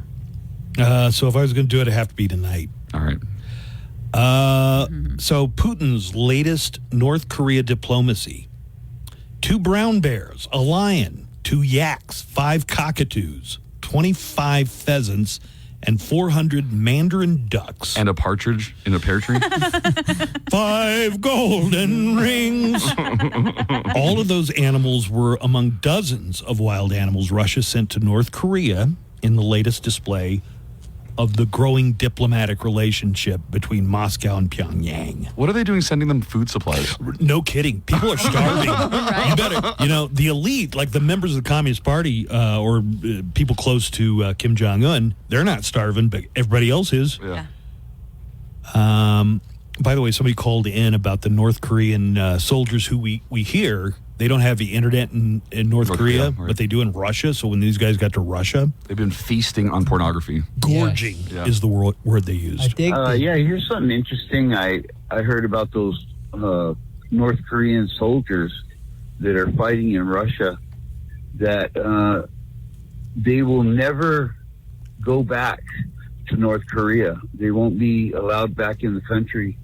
They've written those guys off. They're pretty much cannon fodder for the Russians. But if any of them survive, the reason they won't be let back in is because they've been contaminated already by the West, by going over there into Russia, and they don't want them infecting the other North Koreans. That is an interesting point because we've heard from people who escaped North Korea, either to the south or some other way they get out of North Korea. And what they say is, we are told that the outside world, dead, starved bodies are on the street. They're told that if you, outside of North Korea, it's just the worst. And so when people get out of North Korea, they see it's not like the opposite. Somebody once said to me, but we say that North Korea people are starving and dead on the street, so we're doing the same thing. But I mean, I guess it's true, right? I don't know. I've never been to North Korea. Oh, it's a great place. Very beautiful. I'm sure it's lovely. Okay. Oh, one of the news nuggets I forgot. You remember Jussie Smollett? Yes. Oh, yeah. Juicy.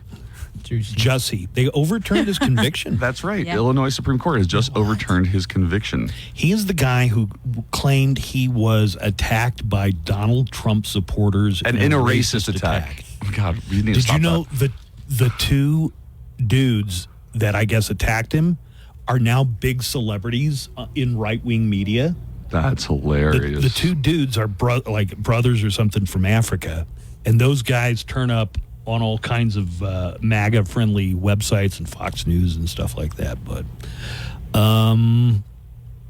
back when it happened, Chicago DA Kimberly Fox reached a deal with Jussie Smollett, dropped the charges, but then Mayor Rahm Emanuel, who was Obama's chief of staff, appointed a special prosecutor. A grand jury restored the charges, and Jussie was convicted in 2021.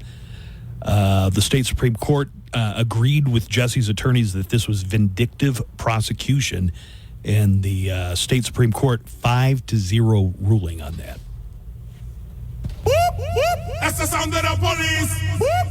That's the sound of the beast. It's our true crime report, actual crime stories from around the world and across the nation.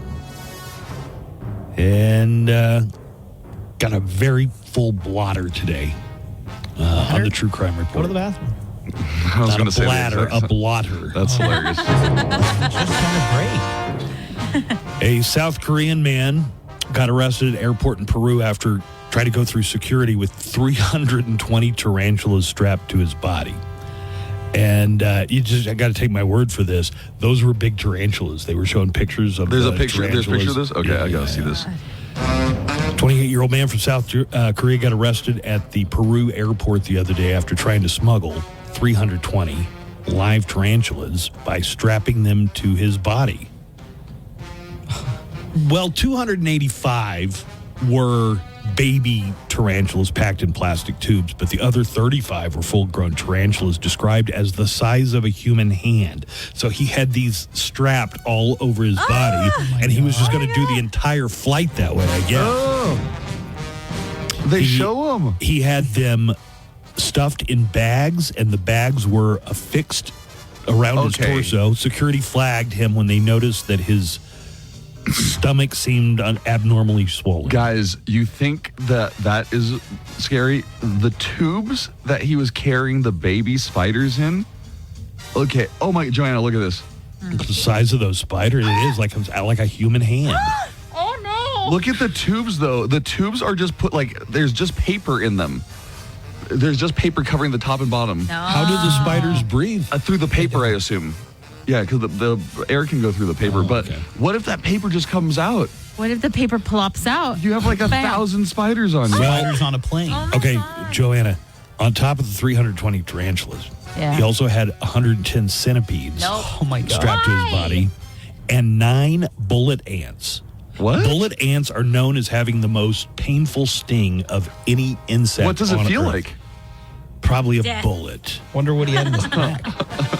There's a guy on YouTube who lets himself get bitten stung, and stung and by different things. Why did he do this? The authorities believe that he poached them from the Amazon with plans to resell them overseas. He was flying back to South Korea, but had a layover in France. So he was going to have to go Peru, France, South Korea. Oh my with God. all of these creepy crawlies strapped. to Wait, his so body. he just went into the Amazon jungle and was like, "You're mine, get in here."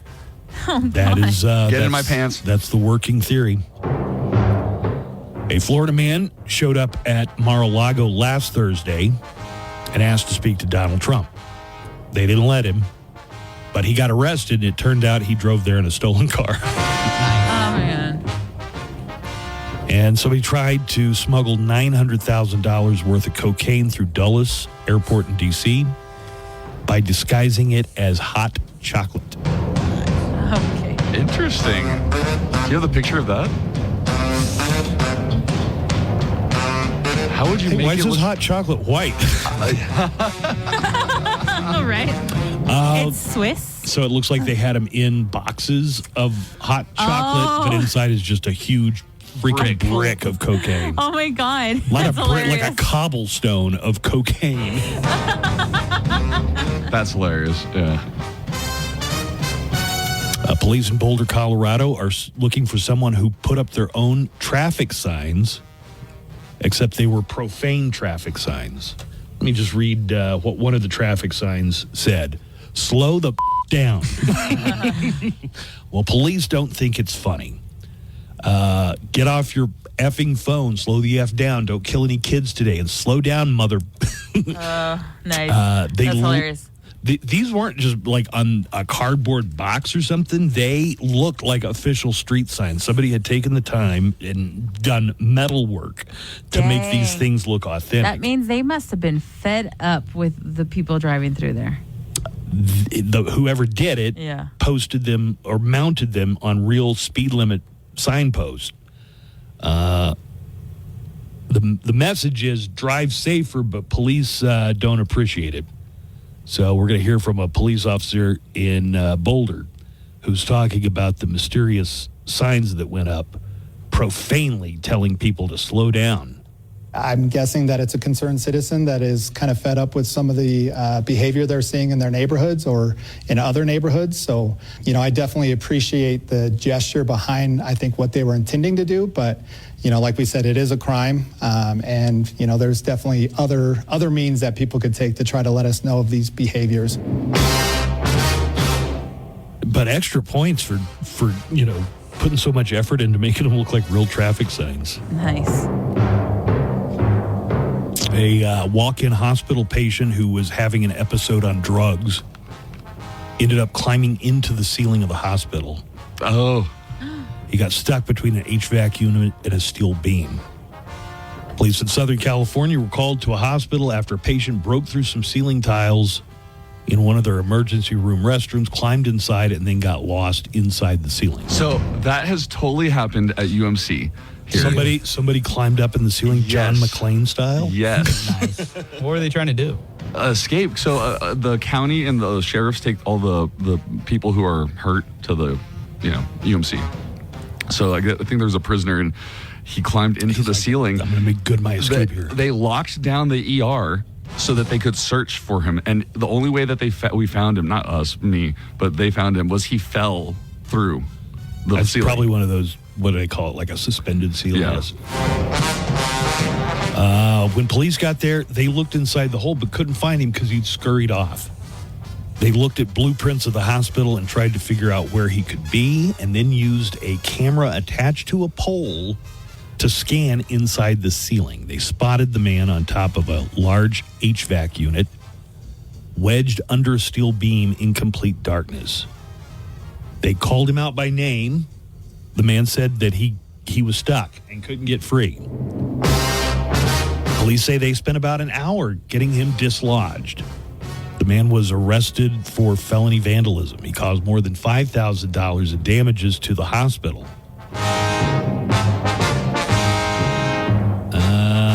So here's the 911 call and some of the audio of police getting the man out of the crawl space. The male inside the ER bathroom.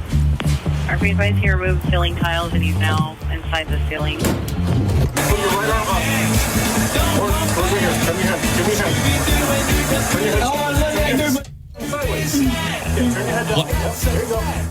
I don't know why I included the Scooby theme. That's weird.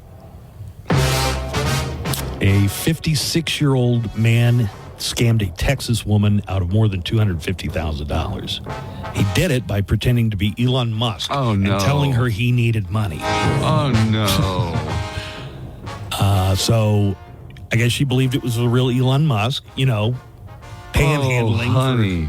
Oh, no. She friended the man posing as Elon Musk on Facebook. They exchanged messages. The victim's husband said she transferred around $600,000 to Elon Musk, who promised her $55 million in return. Oh, honey.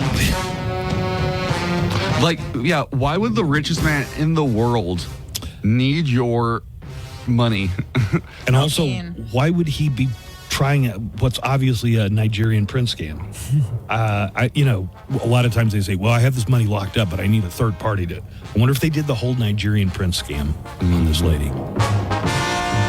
Well, it ain't even Thanksgiving yet, and people are already pulling out tasers on their family members in Florida. A 61-year-old woman in Florida named Cheryl Hyatt was arrested last week during a domestic disturbance. She apparently flipped out on her daughter. The daughter said that she wanted to go and live with her father. Cheryl's 90-year-old mother was there, so her daughter and her mother were there. Cheryl was reportedly so upset that she pulled out a pink taser and a kitchen knife, pointed both the taser and the knife at her daughter and her mother, and shouted, "I have a taser, I have pepper spray, who's first?" She also blocked the door to keep them from leaving, but the daughter eventually escaped through the garage, and the grandmother, 90 years old, removed a barricade to get out through the front door. No one was hurt. She flipped out when her daughter wanted to live with her father. You're 60. How old's your daughter? 40?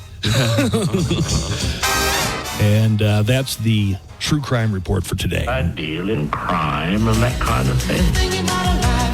I owe my life of crime to the fact that I was a dropout. Just last week, a guy pulled a knife on me. I could see it wasn't a real professional job. There was butter on it. I can get away with it, like the crime of the century. Crime of the century. What was the man's crime? And his daring life of crime made him a legend in his time, east and west of the Rio Grande.